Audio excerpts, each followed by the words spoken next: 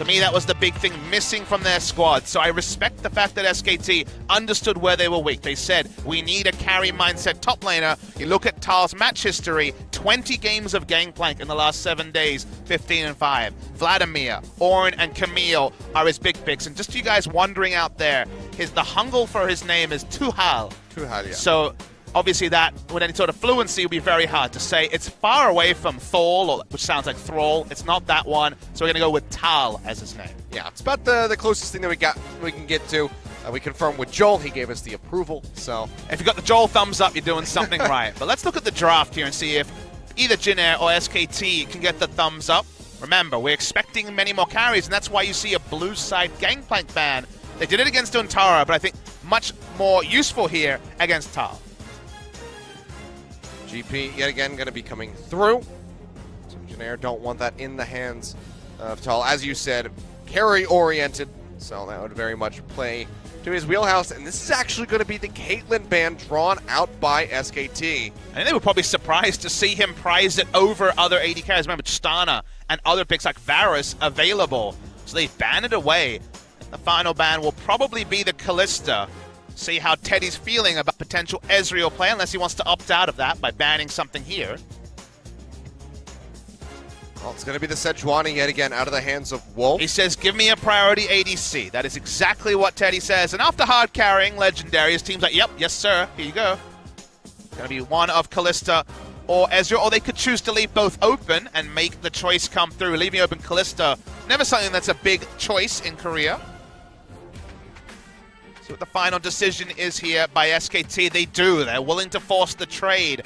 Bang is such a famous Ezreal that you wonder if he would consider leaving Ezreal open. If you look at the match history or the competitive history for the player, Teddy is 1-4 with Ezreal. His Kalista is 7-5.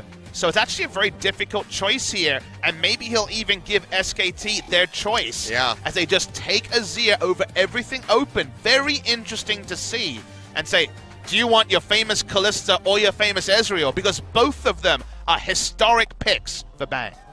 Well, yep, just the Azir locked in. Seems like they're going to take their time with this one. The Gnar going to be secured here for Tal. And it will be the Ezreal. So we saw him of the fans. I mean, we saw him play this in their first series, and Bang absolutely destroyed. Very much like we saw from Teddy there in that last game with less damage done. But with the Ezreal, constantly arcane shifting forward to initiate with rather than dodge and retreat. 94th career game, most played by far for Bang. He is currently 64 and 29, 69% win rate on that Ezreal. But the Kalista was the one definitely that had the percentages, 30 and 4. So a huge win rate, almost 90% there on the Kalista is looked over. There's no guarantee that Teddy actually opts into Kalista. If he leaves his AD carry any longer, you start to get suspicious if it's not selected here. Worth knowing that Tal will make his competitive debut on the Ezreal. So on the Gnar, I should say. And the Sivir lock-in, it's going to be Unsealed Spellbook Sivir, teleporting back to lane, trying to punish the low wave clear on the Ezreal. All right. Sivir yet again, growing in popularity, at least in this series. A flash on the Aatrox. There's a chance. I mean, people are loving the Aatrox recently. I know it looks troll. Absolutely insane if they wanted to do that. Janna, something that's available. We've been seeing banned out here earlier today by KT. But this time will be picked up for SKT. Bit of a weird duo, Janna and Ezreal, just because Ezreal with extra AD doesn't clear the waves faster, and certainly not compared to the Sivir to any great degree. But Janna can delay turret takes for a long time, with both the disengage, but also the shield onto the turrets. So it's kind of an answer to a team comp where Sivir and Azir try to rush in more than necessarily a laning choice, but it's also a good laning option against tanks like Tahm Kench.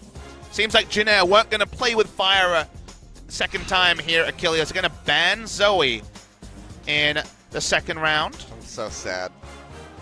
I was really hoping that this would be the time that, they'd ban the Rise again, and they would just forget about the Zoe, but they remembered, and I hate you, Jin Air. That's what I got. Well, you're not the first caster or the last caster ever to hate Jin Air. Oh, I'm so disappointed, but all right, let's see what they're going to do for that final ban. Nidalee taken off the board here. Intriguing ban. That's a surprising one. Umti does play Nidalee in solo queue. It does fit his style. Well. So it's the second time in a row that they've decided to take it off the board. Banning against not wanting the game to devolve into too much skirmishing.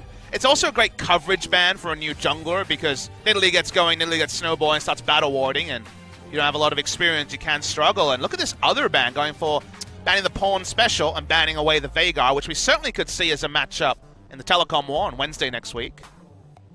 Could see it come down to that.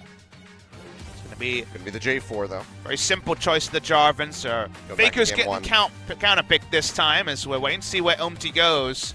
Zach and Kha'Zix, both big picks this week. Kha'Zix has certainly struggled. This would be risky, but this is another way of saying, hey, Wolf, I'm coming in for you. And when you go for the Kha'Zix, I expect him to invade, I expect to keep the aggression up. It hasn't been the win rate champion, but it was one of the most feared preseason jungle tier list picks in all of the LCK. All right, let's see the Yasuo again. Don't do that Ornn thing. Go for the Yasuo. It'd be great. He's not going to go for Yasuo. All right. No. A guy can dream. I got denied the Zoe. At least let me see the Yasuo come through. But seems like Ornn is likely going to be the pickup here for so on. They need a tank to go with the DPS jungler, so that's why long-range engage had to come from somewhere, so it will come from the Ornn.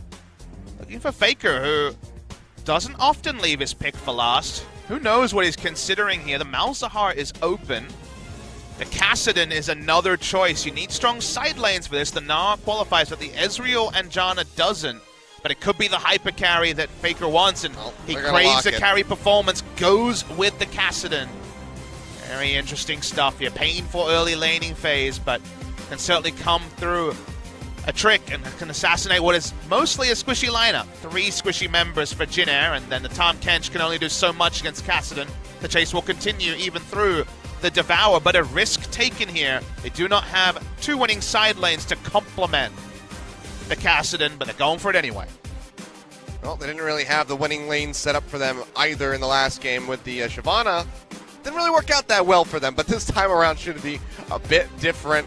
And now we get to see how Tal's going to do here in this debut matchup for him on SK Telecom. A lot of pressure. As Antara has been playing the previous games, we weren't really sure how long it would be, if ever, that we would get to see this guy.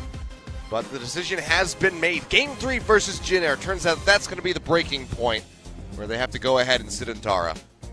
No, not necessarily in the square in the middle of his champion pool, but the role of the aggressor in lane is something that's very comfortable to him. Faker on the Kassadin, a fun one to track. Haven't seen much Kassadin this season, but presence of mind Kassadin certainly going to be on the rift here. And Teddy, Fountain Laser, who hard carried and then some in Game 2, may be tasked to do it one more time, Achilleos.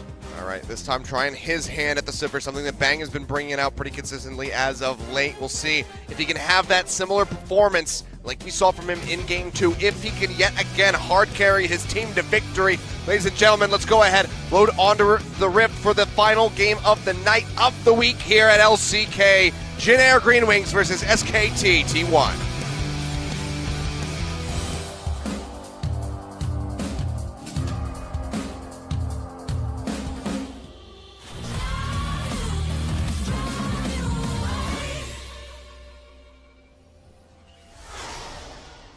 소환사의 협곡에 오신 것을 환영합니다. There you go, SKT fans, of course, shining through as we are getting later into the night, 10:30 p.m. here in Seoul.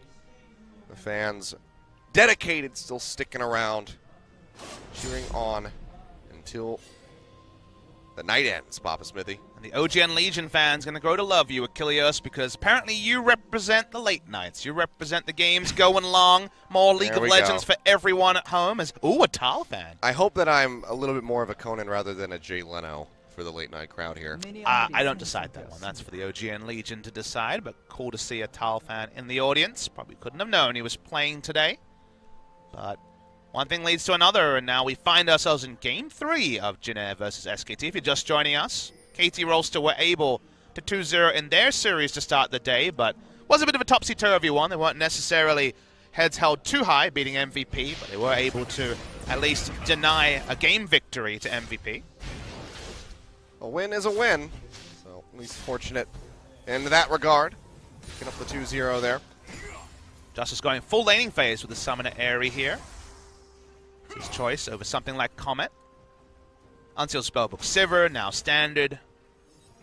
Seen most of the Jannas, or at least I should mention Max at least, go for the Guardian, go into the Resolve tree, but Summoner Aerie was the old favorite. It's picked up by Effort. Only other Keystone worth really considering, so pretty standard stuff. Can confirm it will be Precision, so Presence of Mind 100%. That's definitely a Kassadin Edge Case Abuse rune, because from there his full damage Rift Walks after 4 or 5 stacks become possible, because you can't run out of mana. Yeah, it's going to be a bit ridiculous as we get in there.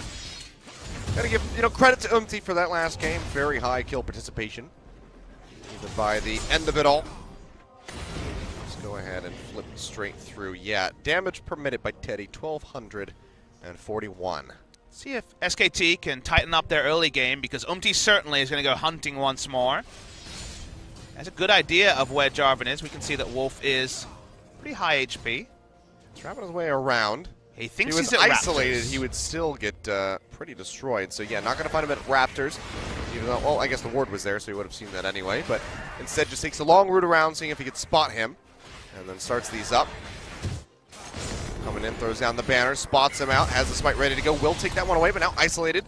Jukes back to the side. So he's going to get hit with first. The flag and drag. Umti's going to go ahead and flash into his face.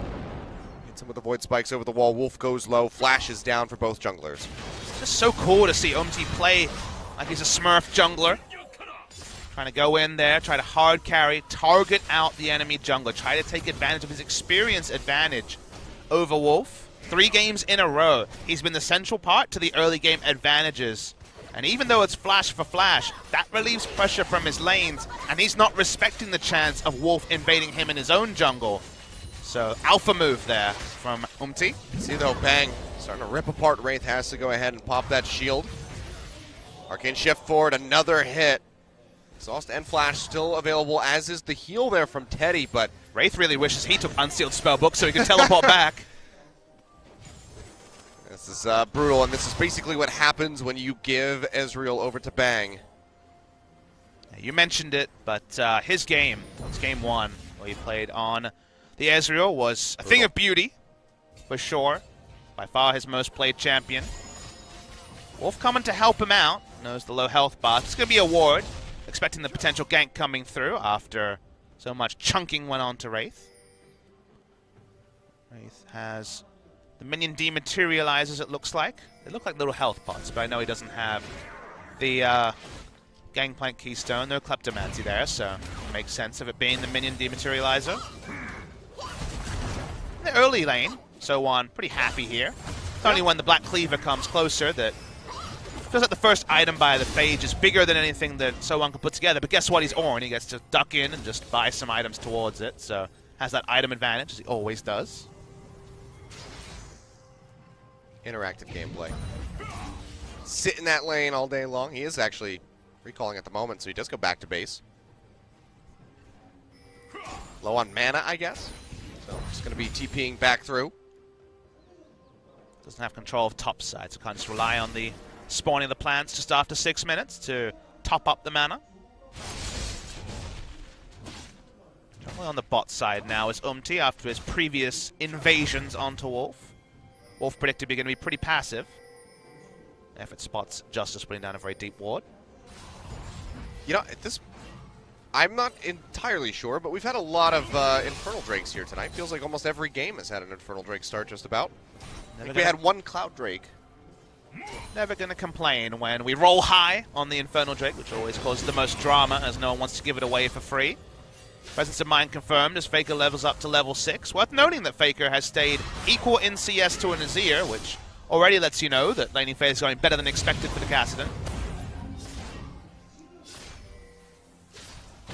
Just trying to poke out where he can while maintaining. Look at the build, Achilles. Sorry to cut you up. Look at the build. He's actually going for a very greedy build, rushing into the GP10. Faker has the Frost Fang and will be getting the Frost Queen's claim. Certainly won't be cashing in the harass too much until the full item is complete. Yeah, for now, just going to have to try to survive. That's a really big disrespect thing too. If you're Justice, like, wait, what did he build? And you're thinking, okay, I got to take advantage, I got to dive. But there's two sides to the coin. Whenever you see a counter matchup, or whenever you see, say, culls or, in this case, GP10s in scenarios where you wouldn't expect them when they seem disrespectful. Both sides kind of have the MO, so the question then becomes, one side will feel very pressured to make a big play because they see that the enemy is scaling into the late game. Just like if the Gathering Storm buff came on the screen at 10 minutes, you would also think that. Dive here. Yeah, looking like it. Wraith gonna go ahead, push forward, starts tanking this one up. Bang, jumping to the side. Takes a lot of that Boomerang Blade damage, goes low. Emperor's Divide gonna shove him, and that's actually gonna come up with the kill. Justice now flashing away, keeps himself alive, and the heal comes down from the bottom lane there as well to keep them in the fight. Actually, Justice there with the heal himself. Here's what we'll say about Justice. His roam timings are pretty damn good. You know, his roams on the Aurelion Soul in the previous game got them some early leads, and now sees that there's no way for Cassin to follow. He's just teleport to get back to lane. Cassin with a second purchase, but still no completion on the Frost Queen's claim. Trying to play around Faker, who we know will have very big influence on the game later. Not going to be able to stay up and farm. Not going to deny Faker, but trying to get his side lanes rolling. And bot lane's a good choice, given how much carrying Teddy's done this series. Yep. No stopwatch there for Bang. Save his little life. It does go down. Kind of good start for Jin Air. Kind of a strange not to see a stopwatch. It must be worth mentioning on Ezreal. Yeah. It's been pretty much a standard. But this time around, not happening. It's been a lower stopwatch day, which some fans are going to be happy, to other fans going to be a bit sad about that. That's what Riot decides to do about League of Stopwatch, which is kind of one of the subtitles you'd have to give this season so far. Not all regions have kicked off, though, and ALCS kicking off about 12 hours from now. Less than that, probably. Math is hard. Not sure exactly when, but I believe the first match of the season is Team Liquid versus TSM. It is. Knew about that. So, it'll be a pretty exciting one. MT, though, going aggressive here on the So Wolf. aggressive. Level 6 each. There's a stopwatch to be used. Wolf's likely trying to get the flag and drag cooldown here. There's a Voyage coming through. Wraith looking to get the Devour on the hunt used, but Wolf is still going to be all right. Gets out of there with his life, barely so. I'm optimistic on the hunt, but I saw some pings onto the Infernal. They could start that now. Yeah, looks like they're doing just that. Everybody cramming their way into the pit. There's not really anything that anyone can do from the side of SK Telecom, so we have to give this over. Azir's actually taking a very defensive route, so we're going to see a contest here. No smite, though, on the side of SKT. Bang trying to poke out, but yeah, that's just going to be that smite coming through. Faker now going aggressive here onto Justice. Gets a lot of damage down onto the Azir, but with the threat from the Kazakhs, can't really pursue forward for any more. Bang jumping in. Arcane shift forward, aggressive yet again. Watch Faker. Faker does look to pinch in from the side, but flash over the wall, jump over the wall from MT. Jin Air will get themselves out safely. So first blood, now an Infernal Drake just racking up those big objectives as time goes on in this game. 10 minutes on the clock.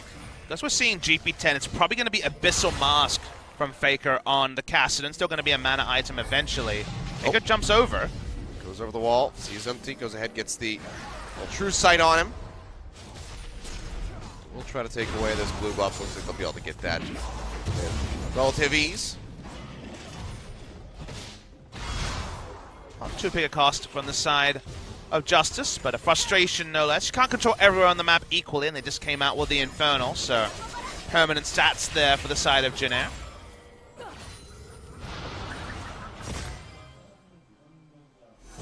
Bang here, still going to be stacking up with the Tear of the Goddess, has that Sheen ready to go. So the harass damage here in lane is going to be pretty decent, but has fallen behind a little bit there, just over 10 CS. The Sowan has gone this defensive build we've seen less of in LCK, but yeah, Rush on the Frozen Heart. Now he's up in CS, which certainly is job well done. He's been able to get shops in that Tal has not been able to copy. Might also be some nerves on the side of Tal, given that it is the first competitive game in Korea. Many other squads. He's been around the world, but not at the highest level necessarily for an extended time, and he's never on a Korean squad till SKT picked him up. Got a confidence, but still something he's going to have to live up to. Shot barrage thrown out there by Bang. Seems like he wants to go ahead and go back to base and purchase. Meantime, MT and Justice are threatening from the sidelines here. Trying to be aggressive. Now onto Faker, but he can just riff walk away. He's trying to dissuade MT from going for that control ward. It seems like he won out in the end. So every time I see Kha'Zix and Castle on the screen, I'm reminded that while there's not a hard timer on the game, we really need to see Umti get some gank success going. Otherwise, we've seen too many Kha'Zixes, Score in particular, fall behind and then just kind of comically die in team fights to any sort of stain burst. I mean, Tal's very, widely been left to his own devices here, but we haven't seen any attention paid to that top side of the map by Umti. He hasn't really gone for it, doesn't want to try to attack the rookie. Trying to relieve pressure by battle warding against Wolf, which is another way, again, to attack the side of SKT. It's meant there's been no ganks to speak of, no Cataclysm in the first 12 minutes of the game. Infernal is something to show for it, but a single kill otherwise for what has been another good early game by Jin Air. Barely behind as far as the gold is concerned, so keeping things pretty close here. Trading back and forth across the lane depending on which one you're looking at. Red buff gonna get spotted here. Umti and Justice roaming their way in. Wolf is spotted as well, so pushing in towards this. Pretty dangerous. He's got Faker roaming over now to try to back him up. As well as the pinch from the Narb, and so on is here. So 3v3, Umti goes forward. Has to pop that stopwatch. Faker going low. Not going to get knocked up by that Forge cast there, but still going to be Wolf getting blown up. Cataclysm comes down. He gets popped. Faker able to finish off Umti. Makes it out with his life. Gets the red buff as well. 1-for-1 exchange. Yeah, the red buff as well, so be able to pick up a bit of lane sustain as well. It's a bit of a messy fight. Once again, invasion by Jin Air, and the junglers both pay the price. Worth noting that we would say that as the game goes on, Wolf will have the scaling advantage going to Sindho. It's going to be a full tank, so he's not going to certainly have much threat, but with the Kha'Zix pretty well held in the early game, that's where there's a bit more of a guarantee of Jarvan's role in the late game than what we see here. Such a weird game to evaluate. As the game goes on, you have to give the scaling advantage to SKT. It's not massive, but Janna certainly does outscale most melee threats, and Tahm Kench, the Ornn, and the Kha'Zix do represent threats that can be dispelled by the Monsoon. Kha'Zix can have value. I remember games where Ambition in the late game still made Kha'Zix work through strong ward control in the red side jungle, getting picks and turning into Baron threat, but no guarantees of that, and very difficult to do against SK Telecom T1. Kassadin also. Zia strong in the late game, a hyper carry, but Kassadin has so much threat that I fear for specifically Teddy as the game goes on. But because there's no landslide advantage, it's the fact that we're pretty even gold, 300 gold at this present point, means there's a lot to be excited about. Still just odd seeing the Janna here. It's a big selection for SKT out of that support role. But, is being protective, is helping to keep Bang alive here, but you can see the CS is suffering a bit. In comparison, Teddy at 153 to 141. Money is Tall sitting on? It's got to be a lot because he's just got the Phage still. Which we had a way to communicate to the observers, but damn, he's been in lane with a Phage for forever. Might be surprised if he didn't have more than Black Cleaver, as they really, really would like to pick up this turret now. Well, it seems like it very well is going to happen. Justice around the side here, gating back Wolf, and that is going to be the first turret going over to Jin Air. Turn it into 1,000 more. gold in the lead at the moment here. Look at this, going to be a late Rod of Ages. This is Faker basically saying, I'm playing against Jin Air. Going to go for scaling, scaling, scaling. Some voyage really late there from Wraith. Just kind of bringing Teddy into the mix. You don't often see 17, 18-minute Rod of Ages, but that's what we're going to see from Faker this game. Saying, well, the last two games went over 40. We can get away with this. Guess it's going to happen again. Faker roaming his way up towards the top side of the map, looking to alleviate some pressure here for Tal. One could ult this if he wanted to. Trying to help him out. It's been used, and yet so on. Just going to go ahead and fiercely push forward. Faker gets a little bit of damage in. Has to jump back for fear of the turret. Now Effort uses the Monsoon, keeps himself alive. As Umti was gonna really destroy him if he stuck around. Umti didn't have flash. If Effort was able to internalize that, then the Q would have been enough, because Monsoon would have been unnecessary in that situation, but went safety first, probably the right way to go. You say, range supports on SKT, especially something like the Janna, purely shielding, is something a bit different. sort of a weird scenario where it doesn't necessarily feel like an Ezreal suited support, given that Ezreal has so much self-peel. In fact, to go to 40% CDR, you'll note that it is going to be the Iceborne Gauntlet Ezreal, but no Relic Shield, so something a bit different here. Yeah, started with the Doran's Blade. That was the lane presence they weren't getting from the Janna, but I'm a big fan of Relic Shield Ezreal just because you get the double scaling of extra armor coming through from the Iceborne Gauntlet purchase for the maximum health you get from the Relic Shield Quest Shield. Faker trying to get the stop there, unfortunately for him. Spooky Ghost doesn't interrupt the recalls. Nope, the beach ball was too late. Ocean's been kind of left on an island after the very early Infernal take. See if it re-rolls high or low and how the macro goes. See what the next Drake will be a cloud, like you say. But I say, Tal hasn't captured the imagination compared to Untara, who I can say many things about, but he's 3-0 on Gnar, so he can certainly play the Gnar. Just the 0-0-1 right here. Shot Barrage going to come through as that Rift Herald falls lower and lower, and you can see Jin Air. They have this very nicely surrounded. SKT not going to be able to get it. I thought maybe we'd see Wolf go for the banner toss steal. Just the little Hail Mary there, but doesn't get close enough. Doesn't want to get jumped on over the wall.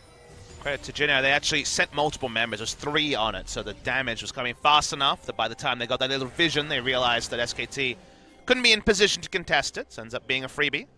Just noticed the Muramana transformation at 18 minutes, which is very early. Or at least on time, you would say. Anything around that 20-minute mark has been pretty solid. So 18.5 minutes there for Bang. Looking good. Certainly some control ultimates for Bang to emulate his performance against Rox in Game 1 and start to Arcane shift in aggressively. But he also has Ezreal to do his own kind of hopscotch into the front line, so 2 different schools of thought on how you should play. If you already have an assassin, jump in with him, or self-peel in the back line. Going to get a little damage there, and onto Teddy. It's the one Mystic shot at the moment. Still going to need a little bit more before we start seeing that damage really start getting pumped out by the Ezreal. Weird lane assignment here, although, yeah, we're spotted out by the Spooky Ghost that redirects. It's going all the way to base. Yep. Just going to keep on cruising. Looks like Umti might just rush up mid lane and put down the Rift Herald to try and force. They don't really have forward vision to get a really safe Rift Herald summon. They have nothing at the enemy Raptors, for example. Only control of the left side of mid lane in a control ward. But still going to be some time before they have to use the Rift Herald. About 2 minutes, if I'm not mistaken. It's still ticking down. It's about halfway until it has to be used, I believe. Umti, not accelerated on the build, did finish Warrior, didn't go for straight into a Duskblade, for example, so not necessarily blowing anyone's mind in terms of damage right now. Level 10 as well, so no second evolve. Usually Spikes is the second evolve, just to have a bit of a AoE CC, but also to check Brush very safely. But there's arguments for any of the evolves, short of maybe Leap, that it feels like most people avoid these days. Like it was the Claws there, if I'm not mistaken. Yeah, I do believe so. Bit of extra damage to Baron, and Baron could certainly be one of the ways to speed up this game for Jin Air. 20.5 minutes in. So far, no vision control being shown over there since the Rift Herald was taken. Vision control, vision supremacy certainly with SKT on the bot side. Great coverage for Faker to do his thing. Gets a free laning phase against Azir and more time to scale. Mentioned the late Rod of Ages was finished around the 17-minute mark, so 3 stacks towards the 10. It's Jin Air, so seems like he once again made the right call. Bang just sitting on a plethora of potions at the moment. I just need to know if anyone has Catalyst. I'm going to guess no, but always an outside chance. We're at a bit of a standstill. Ornn and Gnar have had the never-ending battle that the Observer's been kind enough not to put on the screen. Has been a CS lead the entire time. We can't see turret HP, but I believe a very healthy turret as well, so holding Gnar in the middle of the lane is great from the perspective of Ornn. It seems like Soon's maybe been damaged by about 1/3 of its HP, so it's still going to be pretty healthy. How do we speed up the game from here? Right now it feels like necessarily delayed. Okay. Oh, well, that's going to be the Emperor's Divide used there. TP's coming through as Faker gets jumped on. See if these are going to be channeled. Nope, both of them will be canceled out.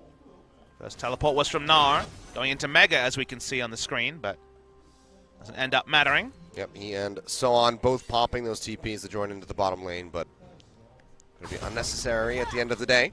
And I'll say that at this juncture, people at home, if they're still awake, which thank you very much, I know it's desperately late or early, depending on who you are. Nice steal, by the way, by Bang. Away.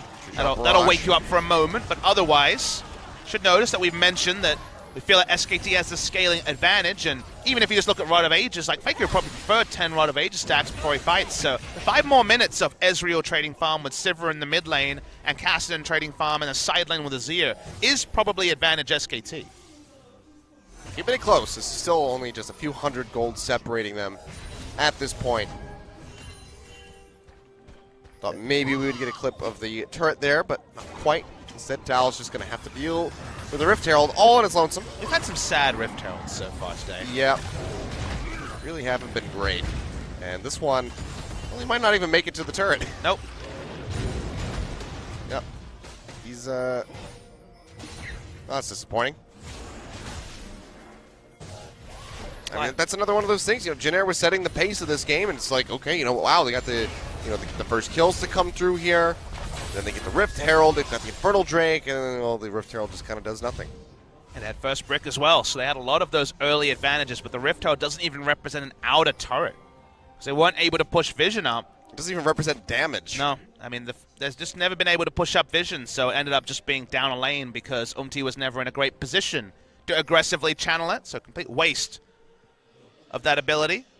And again, the only real place I see an advantage is ward control, specifically bot side. SKT 4 control wards around the just about now to spawn Cloud Drake. Item-wise, Plus doesn't really have a lot to his name. The Morellonomicon and the Berserker Greaves, we should mention, is something different. This was a build a long time ago for... Yeah. It felt like people tried to halt the Nashors for a while, went for the Morellonomicon. Baker going aggressive here, gets quite a bit of damage down. There he is, the Berserker Greaves. Get the attack speed from that, and then Morellonomicon gives you the Grievous Wounds passive.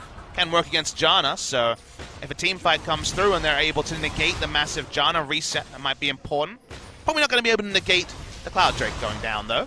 Yeah, no. And I mean, that one's just not even going to be worth it for Jin Air to try to fight over.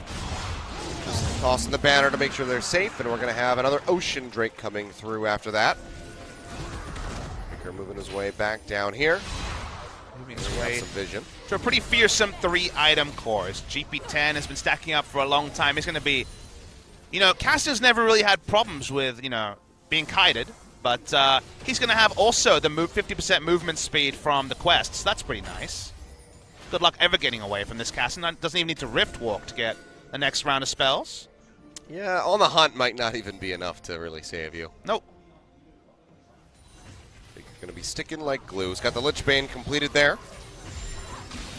So he's going to start hitting like a truck. I know it's small solace to people watching on, but SKT are probably doing what they should with the comp that they have. Lich Bane complete, 2 more Rod of Ages stacks until 10-stack Rod of Ages. The quest is going to be cashed in probably sooner than you'd expect for a Kassadin. And then Zhonya's to guarantee positioning next to Presence of Mind for unlimited mana. It feels like this game is set up for Faker. Just pop off. Speaking of which, takes a bit of damage there from Umti. Turns out being isolated next to a Kha'Zix is not very good for your health. And on the negative scaling side of the things, Kha'Zix hasn't done anything, and just like Shaco way back when, a Kha'Zix he has gotten a kill and he has died. Sure. He's behind expectations for when he locked in Kha'Zix. He saw a game where he was 7-0, doing his best Teddy impression, but it hasn't happened. And the result is that the person who scales a lot is getting all the farm on, and the person who needs snowballs not. So, again, not great news stories for Jin Air. Probably just at this point, Jin Air going to be putting their faith in the Teddy hype train yet again. As he's still been consistently out-CSing Bang. He's got 2 major items completed with Infinity Edge on the way. Plus he's got an Ornn on the team so he can upgrade for a Supreme Infinity Edge. The most nothing is happening in this game. I I feel like I'm watching an art film an art house film that I don't understand. I'm just like, I see. Because it's in, like, Italian or something? It's in Italian, the subtitle track didn't work. I get why it's happening, but sadly, it's very meandering so far. Hopefully we get to the point soon. That's how I felt about the new Star Wars movie. Fair. I get why it exists. That had more obvious present problems. Justice has a problem. He's going to get jumped on. Emperor's Divide comes through. Faker going low. Oh! And he is actually going to get taken down. A flash over the wall there from Justice to keep himself alive. Snaps back in with the Sand Soldiers. And Faker, he bit off more than he could chew. Slapping you over there, Achilles. We're going to wake up. That was a sick outplay from Justice flashing over the wall. Required 2. 2 people hold down Faker. He's dead for 35 seconds. But unfortunately for Jin Air, it's just a pick. It's no more than that. Umti getting poked. He won't be able to do anything. It was a nice outplay. Like the most hype moment of 27 minutes, but now we go back to that farming phase. All right. This is exciting. Maybe if we learned Italian, this game would be more exciting. But, all right, here we go. We'll get a replay. Let's just continuously watch this replay. Faker just, you know, at the end of the day was like, I've hit my items, let's go. And you can understand why. But the flash over out on the Rift Walk is perfect. And the flash over was really nice as well. More expended by Justice as he used both his summoners, and it did require an ally. So again, still ominous for the side of Jin Air, but to reward the sick play. We haven't had many to focus on. Definitely not. 2-0-1 there on the Azir. As Justice needs to do a bit more of that to help this out. Faker, he's not being dissuaded at all from going aggressive. Double ultis right into the face of Umti, trying to just lock down that Kha'Zix. I just love the build. It's the most I'm playing against Jin Air build I've seen ever. He doesn't have sorcery. Well, he does have sorcery, so he might have Gathering Storm, Achilles. It's possible. He could. If he went Gathering Storm, rushed GP10, went into Rod of Ages second, and then got a Seeker's Arm Guard, that'd be the most heads-up thing in the history of League of Legends. Well, who else would you expect it to come from other than Faker? Makes perfect sense to me. Justice needs to run. Yeah, he's going to go ahead and get the hell out of there. Wolf trying to get close enough for the Cataclysm. Can't quite get there. TP now being channeled out to hopefully defend this turret here in mid. But Wraith as well is going to be joining in the fray. Missile Voyage brings them in with Teddy. So they go ahead and they take out that turret. Go 1-for-1. Faker yet again. Going to be looking for it. First Divide comes through, but he jumps right back over. His way around the side, doesn't want to get hit by the Forge God ultimate, and this time Justice is not going to be getting away. He already had to use both of his summoner spells, so he goes down as Wolf claims the kill. And they might just try and turn that into a Baron to just spring this game into life. They're I running think they straight are. over Here we to go. it. All right, I feel myself waking up. They've had control over this area for a long time. Right now they don't have a control ward on the Baron, though. So worth knowing that Teddy does a lot of damage. SKT know their plan. They want the Baron. They have the cast and turn. Here we go. Ricochet in a very small area. Could devastate SK Telecom. See how this one's going to turn out. Faker trying to defend. Tries to push back Umti, who could go in for the suicide play. He's got the Guardian Angel as a bit of a backup. So very well killed, could still survive. Instead they're going to go ahead and turn off, go in onto So On, but the Devourer is there to keep him alive. Forge God yet again coming through. We'll see where he wants to redirect it. Gets the pop up there in the back line onto Wolf, and bang! He's going to find the first kill in this fight. Faker following up for the second one. Teddy does manage to take down Effort, but he pays for that one very swiftly with his own life. As Tal finds his kill here in this game. SKT not going to be able to finish off the Baron, but they win a major fight. That is the terrain where SKT have an innate advantage. Not many champions turn off Baron better than Kassadin and Ezreal. Their ability to do that, one target after the other. Teddy had a lot of AD, but no front line to free hit behind. That ends up being SKT in lots of kills, big purchases, returning straight to the scene of the crime, and they'll start the Baron again. So congratulations to Tal there, finding his first career kill on SKT. 30-something minutes into this game. Seems like SK Telecom maybe just coming right back over to this one. Bang actually got knocked away by the blasting plan. That was funny, but he'll be in plenty there. of ways to make it over the pit without being spotted. Literally everybody here can hop over. It's only Janna that cannot, so. Great read on the game also by SKT. They knew that they won the fight. They could run back to the Baron. No one's face-checking from the side of Jin Air. Umti was on the bot side. Let's see the replay. It's all about compositions and turning off Baron. And the first one that does it, maybe Wolf coming through here, the pop-up straight into the flag and drag. They knew exactly what to do. They were happy with any target. They went on to So On. They know Devour's down, and they can keep turning. Ezreal just skips past, throws down an ult. There's Faker. Presence of mind means he no longer has mana cost for the entirety of this fight. Too easy for SKT, but they waited. They bided their time for so long. The items are suddenly complete. It's go time for SKT. They didn't need a second reminder, and that will be Baron. And potentially the first meaningful lead of the game for SKT. Certainly does look that way. 4,000 gold here up at the moment with plenty of towers in their sights. Have only taken the top and mid outer so far. Now the final one falling there in the bottom lane as Bang gets rolling. The Lord Dominic's ready to go, as well as that Blade of the Ruin King's going to be doing damage aplenty here. There's this Ezreal jumping forward fearlessly underneath the turret. Takes that one shot, gets crit. So jump back over the wall. The flash now going to be used. Bit too overconfident, but only the flash expended to answer it. Gnar and Ornn tussling, but this time with Baron buff. Vital on the top side. Jin Air's comp is very weak against poke. Azir has good range, but Ezreal Q outranges Azir's effective range. The sit back there, the engage is really only so on the Ornn, and Ornn's not there. So they're so happy, SKT, to have 3 members bot side. Donalud's on the shield, Ardent Sensor, and AD comes the way of Bang. And that's the one thing Teddy's pretty useless the against. damage coming through there. Two-shot barrage thrown out into a couple of missing shots, and Teddy down to half HP, has to get devoured, and that's going to be the tier 2 turret going down here in the bottom lane. This lane assignment doesn't work for Jin Air. They will continue to lose. Buddy system in mid. Again, looking for the pick there onto Umti, but he's got the leap away. Not going to get caught by the flag and drag, but this opens up Faker to go ahead and finish off this turret. So suddenly, everything just crumbling around Jin Air as SKT surges forward with the gold lead. It's not a random time, Achilles. Right on time for the items. This is where SKT have the answer, and again, we see a Kha'Zix outscaled. Again and again, we have seen it so far in the LCK. A more bloody region, the LPL, maybe in EUNA, the Kha'Zix, I'm sure, will be powerful because there's a lot of inherent power. It's still a super power pick in solo queue, but teams here have been extending games. The average game time is so much longer than reported. We're going to be close to 40 minutes by the end of today for the entire first week. Which for some viewers will be happy, for others will be resident sleeper, but the end result here is that SKT have done everything right. They have hit their lanes, they have hit their item timings. Faker has done the most scaling you could ever do in any kind of reliable way, and now it's at a point where Jin Air are pushed in too many directions and they have no one solution to answer them. Yeah, I mean, it's great for those people who wake up late and can still watch some of the LCK games. For the guys who are staying up all night long to watch everything, that's when it gets a little bit more stressful, I suppose, when the resident sleeper still comes through, as you say. I mean, the struggle is, though, that if you summarize these games, at least Game 3, it's SKT did everything right. They opted into scaling, and now Faker is a monster. That extra movement speed, the 50% movement speed buff on Kassadin somehow makes him more terrifying.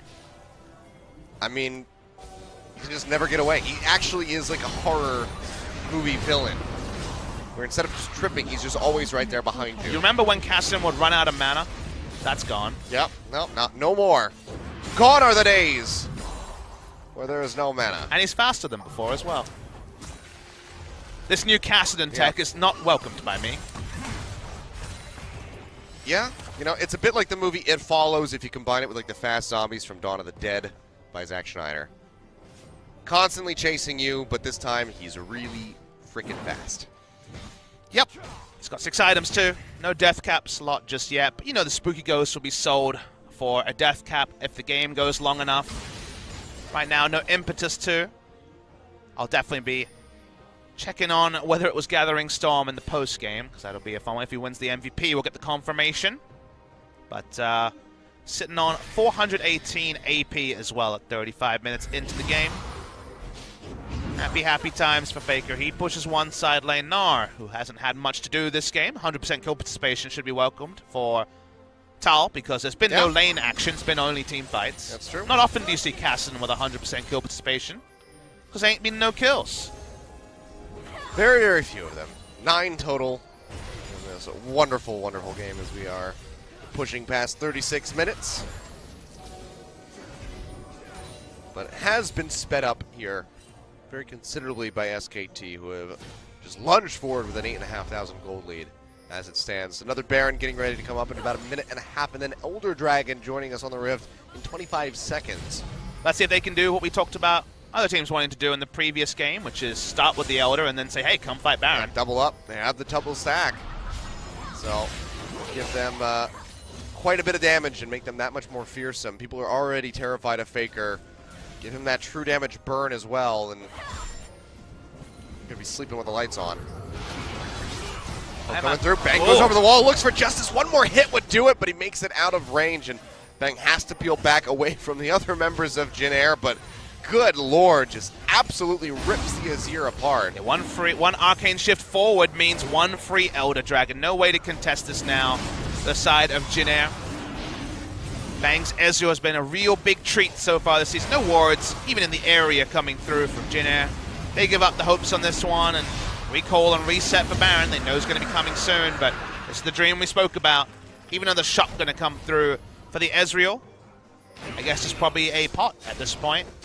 Yeah, just go ahead and get an elixir. He's got the Bloodthirster there, so full items completed. He's pretty stacked, as it turns out. This ended up being a much more non-interactive game of League of Legends than I expected. There's been a lot of threats, threatening movements from the players, but we haven't really seen that many kills come with it, unfortunately. It's just been a lot of I'm going to jump at you from Bang and Faker, and then everyone else just oh crap.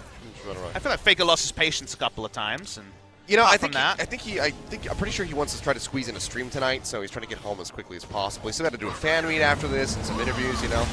Here we go. Calm Forge God coming through. Tal going to get knocked up, and he's pretty surrounded. Even with the transformation coming through, looks like he is going to go down. Gets the wall up, gets the massive knockover into the wall, jumps away with a flash, but still. Flash forward there from Umzi into the leap, tries to get him, but he manages to survive still. Are you serious? Will he make it out of here? Justice trying to chase in the flash forward. Will finally take him out, but at the same time, Baron has been taken by SKT. Tal just distracting them completely. The major denial on the recalls coming through from Bang. Longer than you might appreciate, Achilles. It also burns them with the true damage, which delays the recall. Guarantees a turret. Almost a fantastic escape, reminiscent of 957 on the Kled from MSI. Makes up so much space by so much time. Jin Air knew they were swapping a kill for a Baron, but they knew they couldn't do any better. The kill took too long. They also lose an inhibitor. Man, SKT. Bling, bling, bling everywhere. The punish game is super real right now. SK Telecom. Baron buff into inhibitor, and man, really well played there by Tal. Buying so much time. Welcome to the team, buddy. I imagine is what's going on inside the booth right now. So the feeling of the roar of the crowd for his actions for the first time here in the LCK. Crowd has been largely silent, understandably. First 35 minutes of this game, that was the highlight of what has been a pretty dour affair. If we're going to be honest, we try to be honest with you, OGN Legion. This one has been SKT with a solid game plan. Sort of game that Koma comes out and it's like, yep, you did exactly what I wanted you to do. Didn't fight when you were weak, fought when you were strong, took all the objectives, and we're assuming at least close out the game.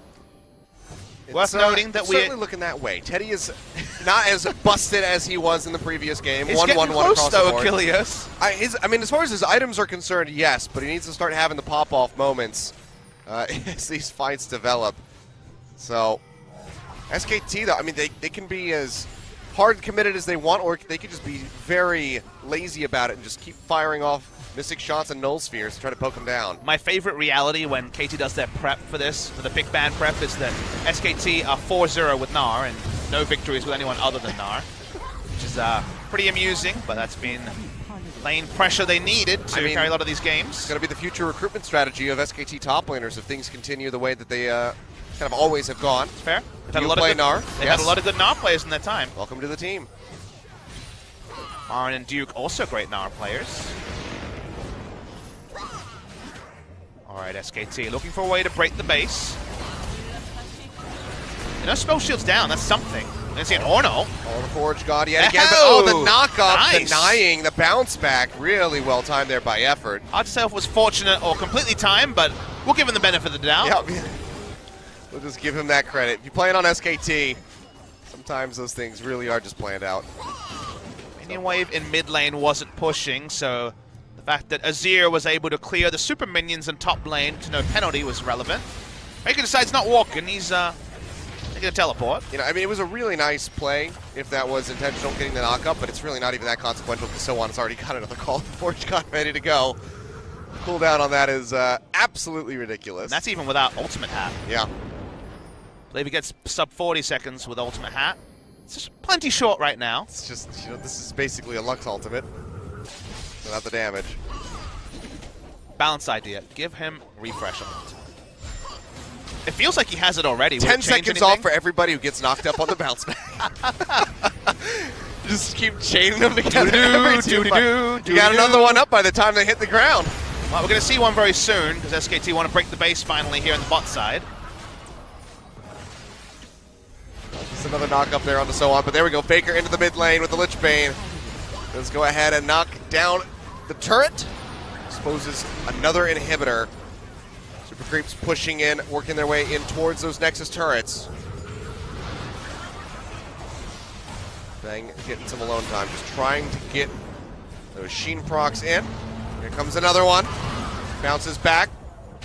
Gets Wolf, but he still makes it over the wall with the flag and drag. Not full distance, but enough to displace him. And he might be at 6 items. No, he still has the shield, so I guess not. Could be a Bloodthirster shield, though.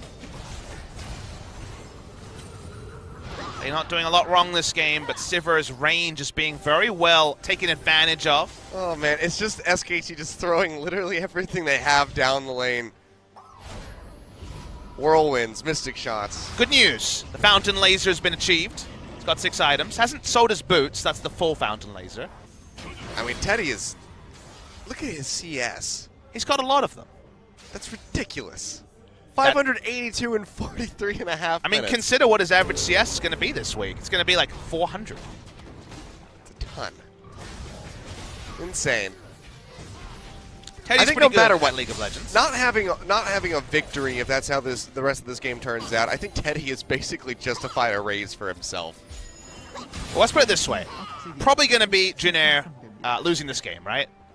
They're going to go into easier fixtures in the future than KSB and SKT, and they've certainly got a bot lane to build around. Yeah.